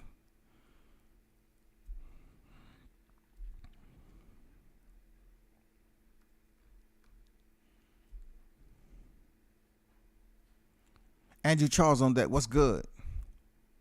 Why would a training team force a comfortable Mell to a dry division when Mell can make bank still? You must be talking to somebody else. Jamel has big fights at 154, not Arrow. Why would a trainer and team force a comfortable Mell to a dry division? What dry division are you talking about? Mell Charlo. Let me see. Spence got a good promoter and good fights for him at 154. He won't retire. Tony Boswell, what's good? Much respect at World Combat Sports in the chat. Stopped in to show support. Appreciate you. Hey, Tony, happy holiday to you and the family, man. Wish I was out on the farm or something. The one thing I like is being on the farm during the holidays, the prep your own food. Growing up, we used to do that. Go out into the country and be able to prep our own food, man. You know what I'm saying? A lot of cats on here haven't even really, did anything when they doing them deep fried chickens. They ain't never really went out there and killed it and stripped it, cleaned it, all that shit. Make you appreciate eating that food. Let's go, Tom. Nobody in boxing besides Usyk got a great resume. So you're gonna tell me, Tom, the resume Usyk has at cruiserweight, you know who he fought? You know who Usyk fought? So like I said before, Tom, and I respect your opinion, right? So like I said before, you're going to tell me the cruiserweight division was on and popping, one of the more star-studded divisions when Usyk was in there? Usyk pretty much went about that and collected the belts, and no one really knew what the fuck was going on. Real talk. Real talk. Like, it's like, huh? You trying to tell me just because of Usyk and went through the cruiserweight division and became undisputed, it's any different than Terrence Crawford? Seriously. I know you're looking up Google right now. I know you're trying to find out. Like, Crawford wasn't in a tournament. He didn't get a portion of his collective belts in the WBSS. So are you going to just take what Usyk was able to do at cruiserweight just because it's a heavy division and don't give Crawford any credit for how he got his belts too? Or are you going to give him majority of the credit for going up to heavyweight and fighting a Chase Witherspoon, a Derek Chisora, which people don't consider as nobodies? But I'm just saying, until he stepped in there with Anthony Joshua and fought him twice. What builds up a resume? 2 names, 3 names, 4 names. I'm just saying, what builds up a resume? Because if you get a championship off a name, shouldn't you get credit for the championship? Or it's according to what fighter is being accredited? Like, what fighter are we praising right now? Not everybody can go back in time and talk about them old heads. You know what I'm saying? Them OGs, man. Them legends. The whole group of boxers was different back then. We don't have that caliber of company in this sport today. We just don't have it. Everything has changed. Social media, the business, you know, I'm saying the frequency, the infrequency rather, of these fighters is changed, bro. Ironically, the Spencer Harleys give Crawford the same treatment they complain about Wilder receiving, same type of slander. When it comes to criticism, and we talk about that, Andrew, absolutely Wilder received an extremely amount of criticism. But with that said, Wilder went in there with a fighter who was ranked in the top, right? He was considered the top 1 or 2 heavyweight in the game, all right? At that time, Tyson Fury didn't have a strap. It's a little bit different than what we have going on right now, because Tyson Fury and Deontay Wilder was in the same division, but Tyson Fury didn't have a strap. Wilder did. In this case, it makes it more special welterweight because both of these guys have straps, and they're on the pound-for-pound list. We're just waiting for them to start up like Wilder and Fury was able to do in their first fight. We're waiting for the first Canelo Triple G with Spence and Crawford. We're waiting. We're waiting, bro. We're waiting for the first Jamel Charlo and Tony Harrison. We're waiting. That's all we're doing. We want them to step in the ring one time. We're waiting. It's hard to say we're trying to develop a trilogy of some sort. Look at CBS, Brandon Figueroa. People felt some type of way about him defending his championships and picking up that WBC title. What? They about to go in there and fight in a rematch. We're waiting. That's all. We're waiting for Crawford Spence to step in there one time. So fuck everything else that goes on where people always talking about, it's another storyline. It's another storyline. You know, they don't talk this fight up so much, but they haven't stepped in the ring yet. And those individuals that's busy talking, you know, mad shit about Crawford all the time, they don't want to fight. Let's just call it for what it is. We don't need a psychologist. We don't need a physician. We don't need a therapist to figure this shit out. If you're sitting up here and you're supposed to be an Errol Spence fan, and the only thing you do consistently is talk shit about Bud Crawford, a fighter that you want to see Errol Spence in there with, you don't want to fight. I'm just being as honest as I possibly can. You don't want to fight. What I was trying to say is, even if you want to make things up for Boots, that doesn't mean shit. His resume is just like David. So why boast up Boots when he ain't fought nobody? I totally agree there, Salim. I totally agree with that, bro. That's my only point I was making earlier. How can you boost up David Avenesian that's fighting Crawford as if You want to throw Boots in there. Oh, when he get through Avanesian, he should fight Boots. But you should have the same energy that you have with Avanesian. Because look, you can't be scared and be a fuckboy when it comes to making up all these names for Boots. Because if you're going to treat Avanesian as if he's nobody and you have 1,000 names, 1,000 alternative names for him, you should have 1,000 alternative names for Jaron Ennis. You know how y'all talk over there. You know how y'all talk. Y'all love that. Like, I can start you off. I can I can start you off what they're going to talk about because they love talking about that. You know where I'm going with this. They scared, though. Because, look, Jaron Ennis is young.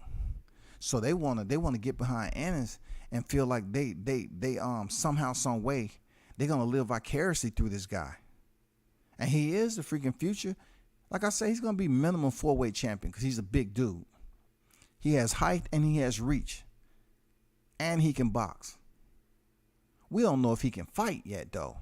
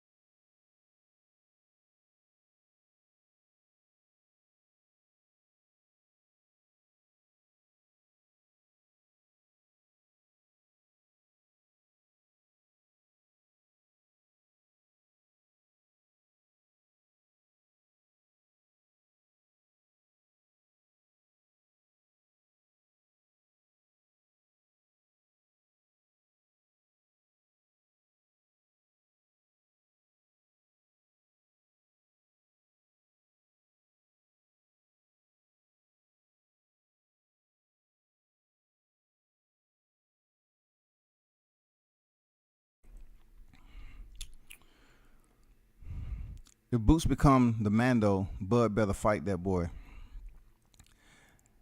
I don't know what better fight means because y'all not saying who Spence better fight. See what I'm saying? What better means? He better fight who? Y'all not saying somebody that's mandatory. Listen, look, I ain't trying to goddamn send y'all into Christmas, recovering from these scars. Because hot grease, you always know hot grease leaves scars, right? This man ain't fought his freaking mandatories in like 4.5, 5 years, bro. And y'all up here talking about who Bud should fight. But yet, we're about to go into the holiday season, and this man's somehow being manipulated to finally be forced to fight his mandatory. Shout out to Carlos Ocampo. Well, how you been, man? I got to give you love, bro. You went there and went the distance at 154 with goddamn Sebastian Fundora. Shout out to you, bro. It's been such a long time. Because I remember when they grabbed you from the bottom depths. They said, Carlos, we see you. Look for the rope. Look for the rope. We're going to pull you up. Okay, Ocampo. Okay. Hold on. This man haven't fought his Mando in years. And I hear people saying, better fight that boy. Wow. Wow. Unbelievable. Unbelievable. Nobody's telling Spence, you better have a fight made by Christmas. You better fight Thurman. Nobody ain't saying that shit.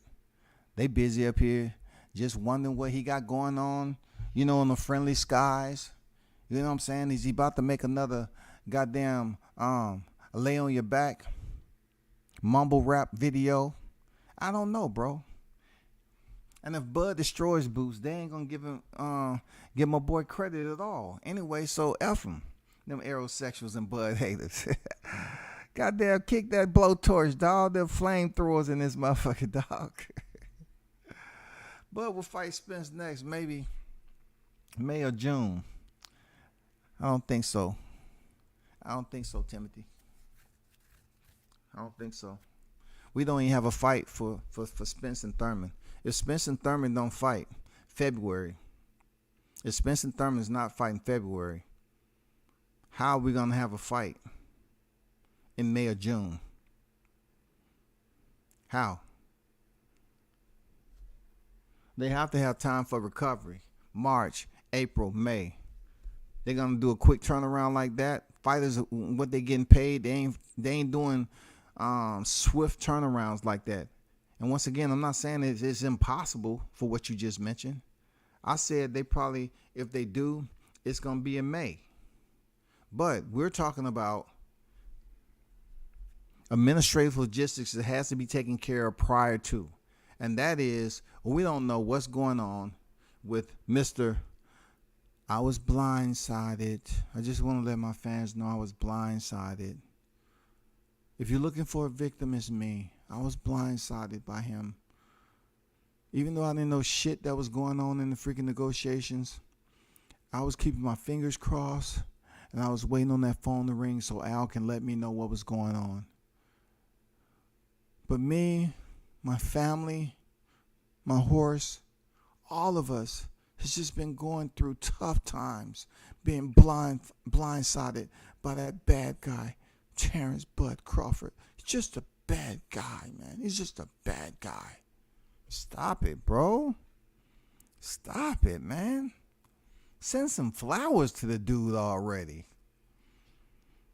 It all makes sense now, man.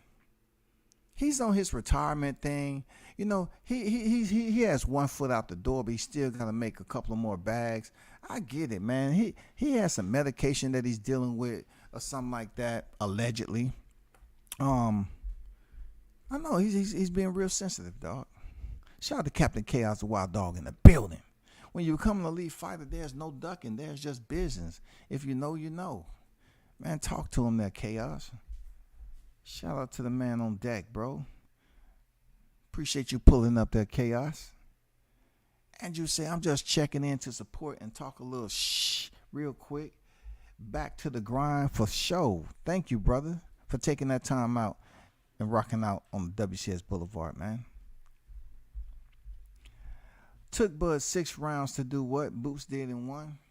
I know, Blunts, but you know, who am I? I don't want to call you a casual or anything, right, Blunts?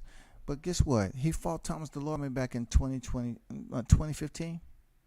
He fought him back in 2015, my brother. 2015. 7 years ago. 2015, brother. He fought Thomas DeLorme back in 2015.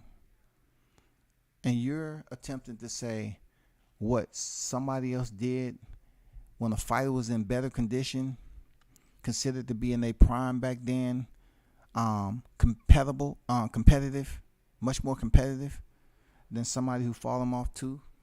I know it's easy to sit back there and just chill and think you're going to get a reaction out of me. No, you're not going to do it, shawty.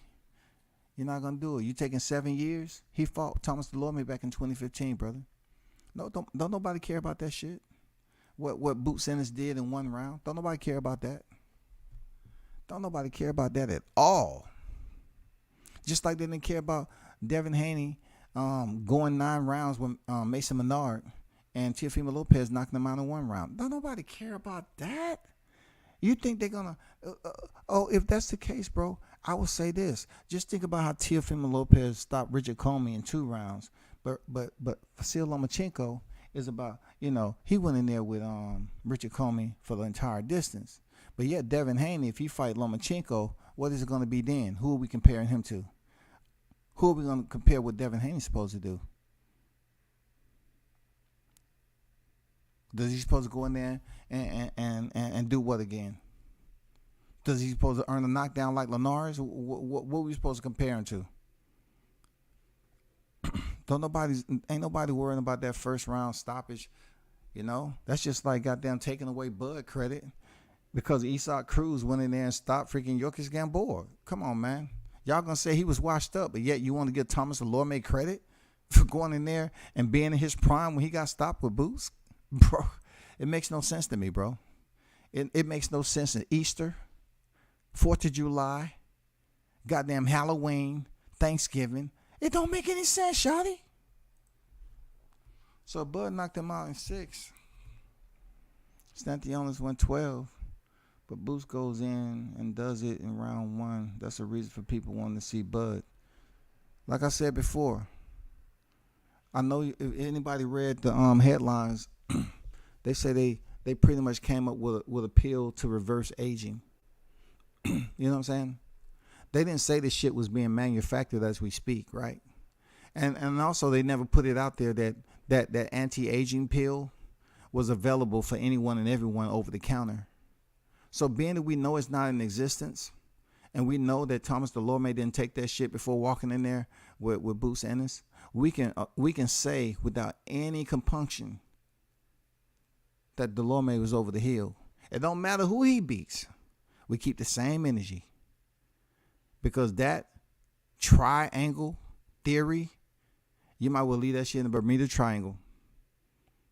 That shit ain't gonna fly just like the plane that tried to cross it and they never seen it again. Let that shit go.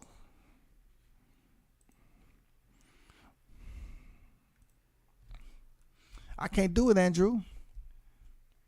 I'm not gonna goddamn feel no type of way. People trying to use a triangle theory on freaking Stantionis and Bud and freaking Boots on a Thomas Delorme. I'm giving him more shine than he ever got when he has stepped in there with Boots. Man, come on, bro. Talk about Cussio Clayton or something. he went into how many rounds? You know what I'm saying? Didn't he go further than Thomas Delorme? Why nobody ain't talking about Clayton? Boots beating Delorme after Stantionis doesn't make him a dog. It's disservice. Man, look, the scholars understand, bro. Come on, the scholars understand. That comparison right there is none and void. The scholars understand, man. Showtime was supposed to, let's see. But you know why EJ fans are hyping Boots? They scared of him, and I mean terrified. Hey, man, they don't want... Look, they're not sure if EJ can beat Crawford. Crawford has the belt. They're not trying to make the fight. They want somebody else to go in there and get the belt from Crawford because they believe somehow, some way, politic-wise, that EJ can goddamn get that WBO title so they can go around here and run in their freaking pajamas and shit, jumping up and down like it's a sleepover and saying, oh, yeah, he did it. And I'm going to be outside the window. But he didn't fight Bud for it. But he did it. But he didn't fight Bud, though. But he did it. He did it. We just so happy. Don't ruin the moment. Nah, it's always going to be a ruined moment. You know what I'm saying? Because y'all up there trying to get somebody else to do what Errol Spence can't do. Yeah, I said can't. Errol Spence can't do it. He's not fit for duty. Errol Spence ain't fit for duty. This dude's up here talking, I don't know what my fight is. Y'all gonna blame Bud Crawford for that? The dude say he don't know when his next fight is. You gonna blame Bud for that too? Or this is when they don't put Al Heyman into the picture. Any other time, hey, Al Heyman. But all of a sudden, he say he don't have a fight. I don't hear the Al Heyman coming up.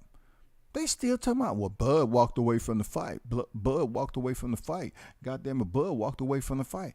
I'm like, bro, I don't have time to be goddamn babysitting kindergartners, man. I don't. I'm talking about grown-ass kindergartners, too. You might walk in there and one of them motherfuckers be drinking a beer in your ass, man. How old are you? Man, I'm 48. Okay, I get it.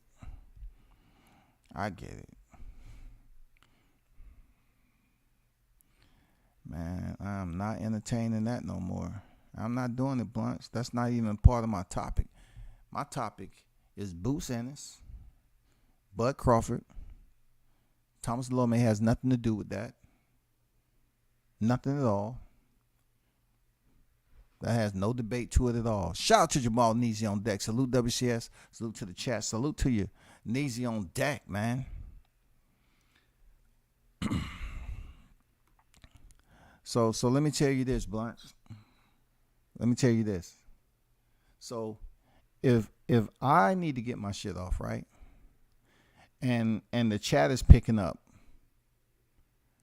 I think it should be recognized that I'm actually trying to talk to the chat.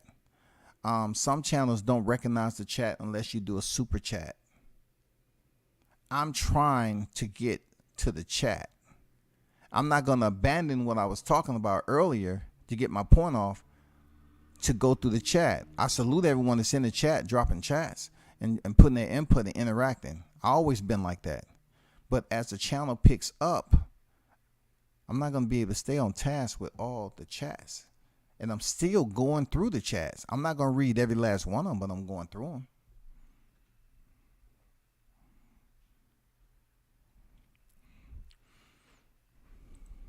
Stantion's beat up Delorme for 12.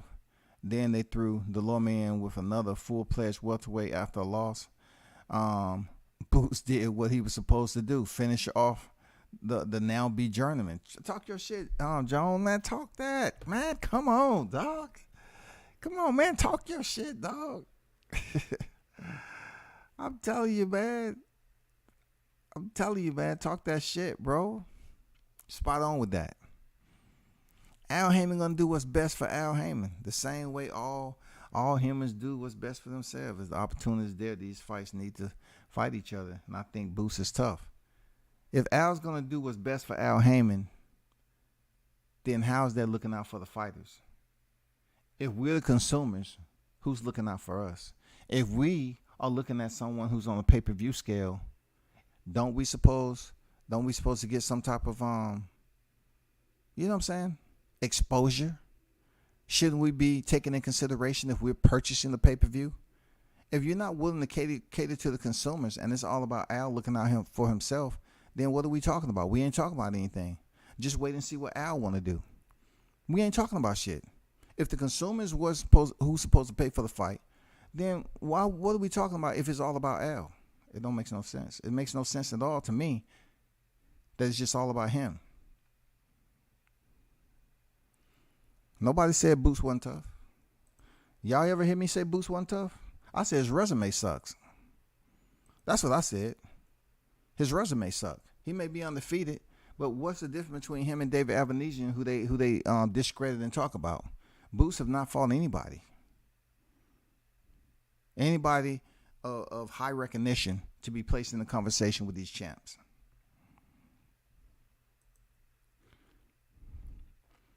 I'm not up here sitting up here talking about Stantionis. Stantionis is not even my conversation. My conversation was Terrence Bud Crawford and Jerron Ennis.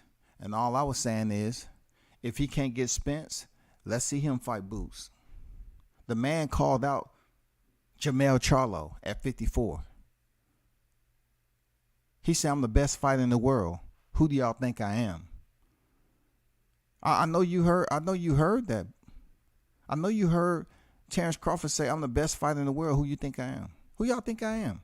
He believes in himself, just like his supporters believe in him. So if Boots Ennis is next up, he's next up. What aren't y'all getting? Do y'all watch boxing, or y'all just pay attention to certain channels and what makes you happy? We just seen Bivol beat the shit out of Zerto. Almost stopped him in certain points. But yet, all of a sudden, y'all think size, this Goliath, that haven't really been in there with the Giants, to be honest. This Goliath you speak of is going to go in there and watch Terrence Crawford. Every time I hear somebody talk about that, oh, he going to do that. Y'all not keeping the same energy for the mandatory, bro. Y'all need to be telling Spence who he better fight, who he need to fight. The man ain't fought his mandatories in years. But y'all busy on the conversation, being nosy on the other side of the street about Bud Crawford, bro. People ain't trying to hear that. People ain't trying to hear that shit, bro. People just don't want to see Bud against somebody that Mean Machine destroyed in 6 months. If they don't want to see Bud be able to select his opponent as a 3-weight champion, then somebody call Al up and tell them to get the fight made. That's all I can tell you. I have no idea who Boots is fighting next. Stantionis need to fight for TGB or PBC. I'm not worried about any of that. Tell Al. Get Al up there. You know what I'm saying? Bud Crawford is a man right now. He's higher on the pound-for-pound list. You know what I'm saying? More people know him than when it comes to Spence. And people want to celebrate Spence for fighting in his backyard. Okay, so we're gonna not overlook the fighters who went over to Mexico. All these fighters that's fighting in their backyard in other countries that never come to the U.S. We're gonna act like we delusional now? Stop it, bro. Everybody want to see what Bud do. That just goes to show you how popular he is. I always want to see Bud, but nobody ain't talking about Errol Spence fighting his mandatories. You should focus your attention on Bud. What Bud should do when he step in the ring on December 10th and get this stoppage. Then you should refocus on telling Errol Spence to fight his mandatories, because we don't see a fight date out there for him and Thurman. He's been on record as saying he don't want to fight the guy. He want to duck. So that's what the interest should be, bro. What's going on, Toby? How you feeling, bro? Bud Crawford is higher on the pound for pound list. He's a much better fighter, period. You know what I'm saying? But hey, Jerron Ennis don't have nothing on his resume to tell me that he's a danger for Bud Crawford. Nobody at all. It tells me that nobody. Any hardcore boxing fanatic understand that it's much deeper than the eye test, bro. And we want to talk about and critique resumes, then critique Boots Ennis' resume. Critique it. Who are you pulling up out of there to win your argument against Bud? Nobody. Nobody, dog. Nobody. When I say nobody, I'm talking about super, ooper nobody. So we talking about time frames, then why time frames don't matter when they compare Bud fighting Errol's opponent years after Errol already beat him. We're talking about time frames that doesn't consist of 7 years, brother. He fought Thomas Delorme back in 2015. Don't you think that's way outside the scope of trying to debate time frames? You understand that, right? You understand that talking about Jokic Gamboa that happened like 9 years ago, that's frivolous information. You do understand that, right? You do understand that, right? The comparison, once again, you're trying to make makes no sense. No sense at all when you're talking about Terrence Bud Crawford fighting Thomas Delorme to when Boots Ennis fought Thomas Delorme.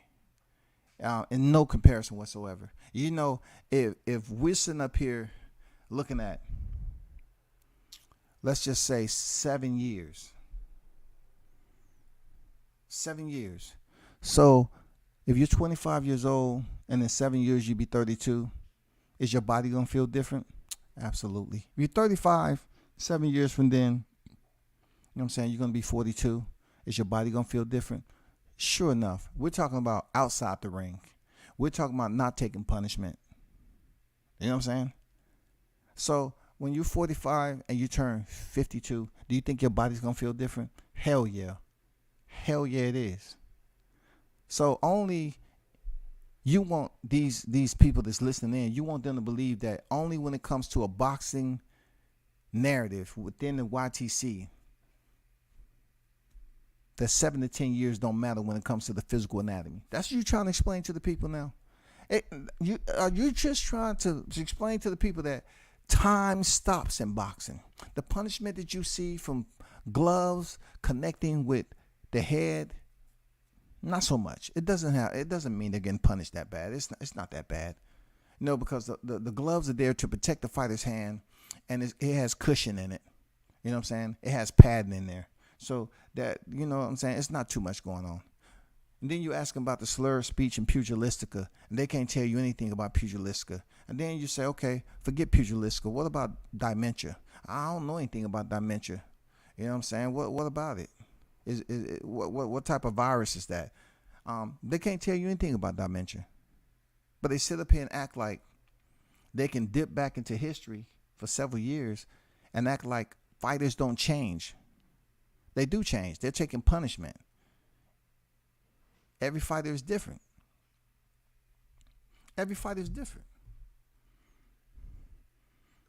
But you should focus your energy on telling Errol Spence to fight his mandatories. If he's gotten away with 4.5, 5 years of not facing his mandatories, why isn't that the topic of discussion? Why aren't you willing to take the initiative to highlight that shit? Why aren't you just failing to basically mention it, period? Don't you hold yourself accountable for shit? Or you want others to speak on it? You can't come over here and just bring all this information about Bud, and he's stepping in there. Look, he's stepping in there with an opponent of his selection, and he don't have to face his mandatory to next year, May 2023. You feel me? He's on tap. He has one belt, right? So I always tell these Spencerholics, if you're gonna talk about whatever fight is doing all the heavy lifting, with heavy lifting come responsibilities. It comes sanctioning fees. It comes mandatories. So why do the heavy lifting if you don't want to fight your mandatories? It seems like you're trying to skip out on class, brother. You're trying to skip out on class, bro. Carl, what's good? Salute WCS, bro. What's good with you?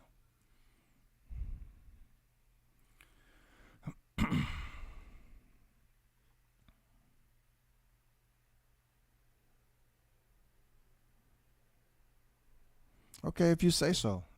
Like I said, if you're saying what you're saying, okay, cool.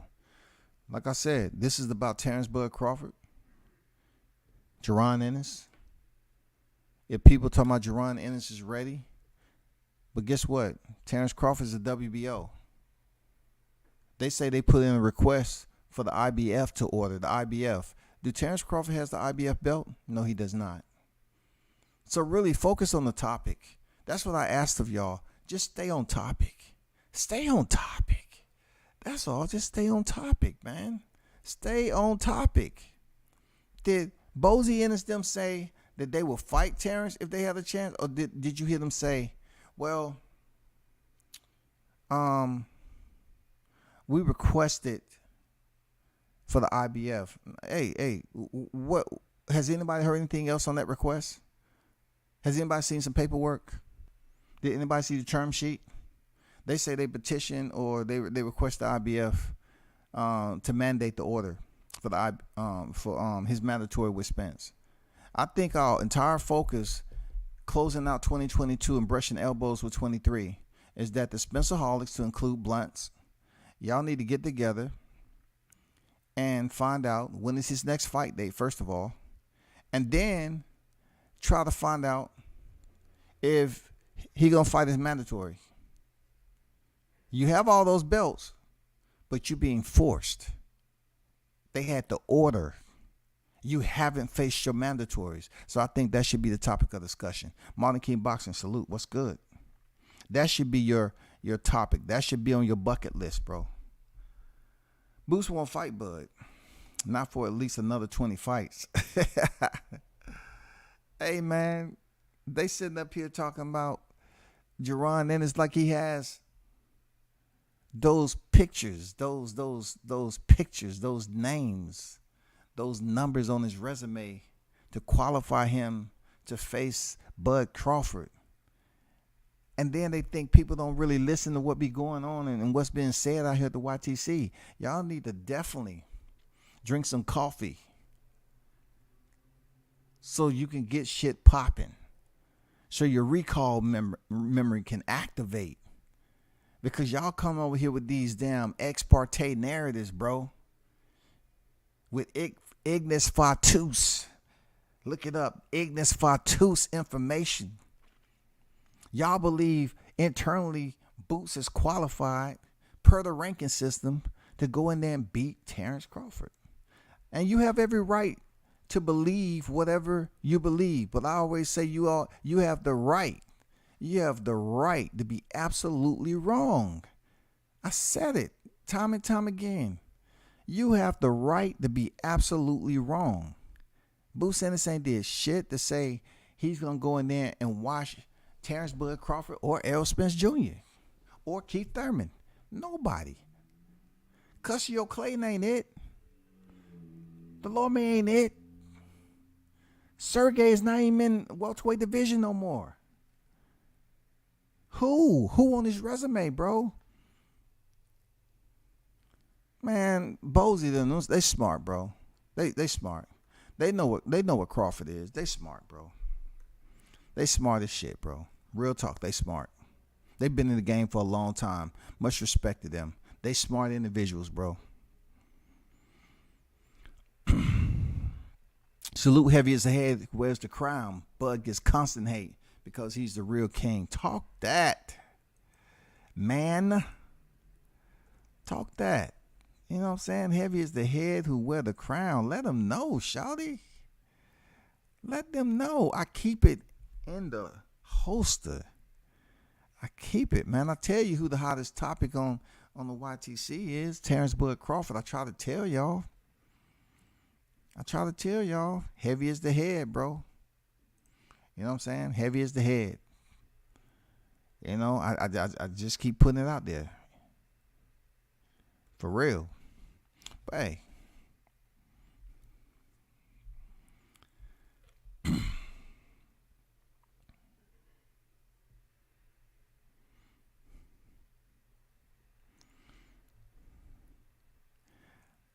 I would think about pulling out the ranking system, but there's no need for me to pull up the ranking system again because we already know where he's ranked in the WBO. You know what I'm saying? We already know where he's ranked. We already know what his priority should be. His priority when it comes to Boots Ennis, his priority should be his next fight. You know what I'm saying? Like I said before, if Bud chooses Boots Ennis in his next fight in 2023, so be it. I'm not feeling no type of way about that. It's the Errol Spence fans that choose to try to manipulate and try to act like they all about it, but they know damn well he has deficiencies now. He has disabilities. You know, he's placed himself in a position where people don't believe in him. A lot of people don't believe in him. Not even the ones on YTC. That's why they dogged the shit out of the fight, because they don't want it to happen. That's why. They'd rather see this man Crawford. They'd rather see him lose the title, right? And then believe that it's another way that Errol Spence can pick up that WBO title. He go in there and get beat by the guy who picked up the title because Bud vacated or something. And then they out there looking stupid. Talking about, it was politics, man. It was politics. No. You don't have faith in what Errol Spence can do in the ring against Bud. They hoping and wishing that Sean Porter would have picked up the belt, but that didn't happen. Now they're going back to what they was talking about earlier this year. They want to see Boots back in the picture because he's the second rank when it comes to the WBO to step in there with Crawford. But all I say, go back to the clip when he did his IG and he was looking into the camera. He wasn't looking down like Spence. And he pretty much said, I'm the best fighter in the world, man. Who y'all think I am? Just go back and get that clip, bro.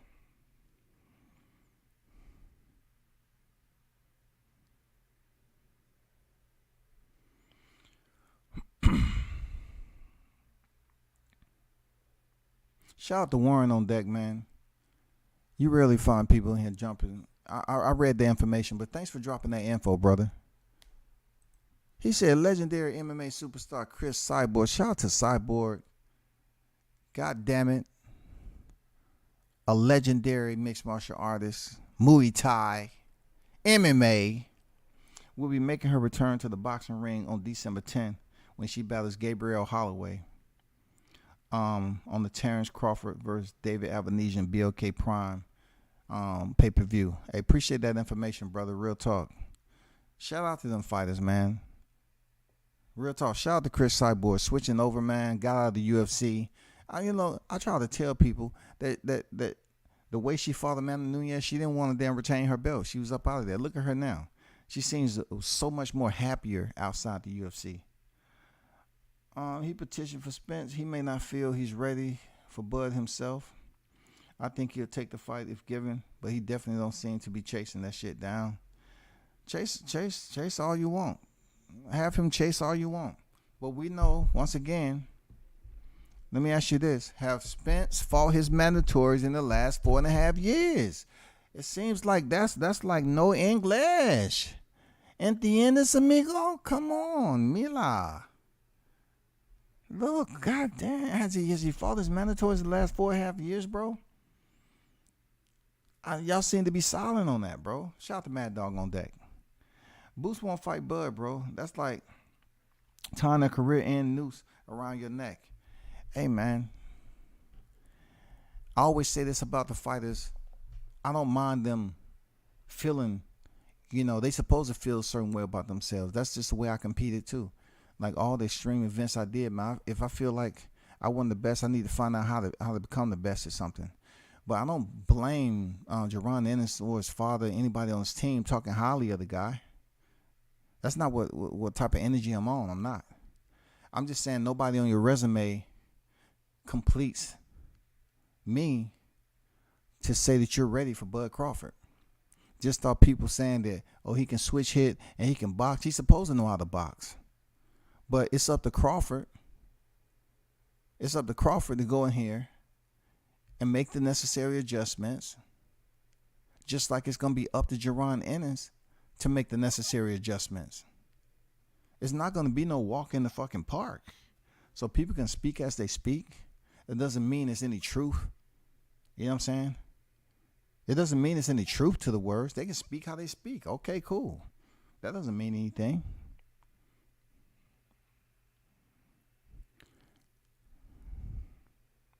I mean, unification can trump whatever they trump. But once again, how can a unification trump anything if the promotion don't want to fight? We seen Ryan Garcia be the mandatory, and he needs to enact his mandatory status. Devin Haney couldn't make Ryan Garcia fight his mandatory status. Crawford can want to fight, but if the promotion doesn't want to fight Crawford, it doesn't matter if it's a unification or not. They have to go through extreme measures for someone to order that shit, even if it's possible to do something extreme. It's only so much Crawford can give. 1 minute y'all say he don't have a promoter. The next minute y'all acting like he has all the power. Which one is it? It takes more than just a pen. People talking about all he had to do is sign. That ain't it. It's term sheets, draft, and everything else. So you can't sit up here and think, I'm going to give Crawford all this power. All he has to do is go up there and make the fight happen. No. Y'all be contradicting yourselves, man. For real. But man, I got to bounce. Appreciate everyone for pulling up. Happy holidays. You already know what it is tomorrow. But I definitely got to get up out of here. I may potentially be on a little bit later, but big shout out to everyone who tuned in and interacted with the topic. Continue to support the channel, man. Hit the like button. You feel me? Shout out to everyone who hit the like button. You know what I'm saying? Continue to sub to the channel and pass the word. Turn up and tune in to World Combat Sports. You already know. I'm out.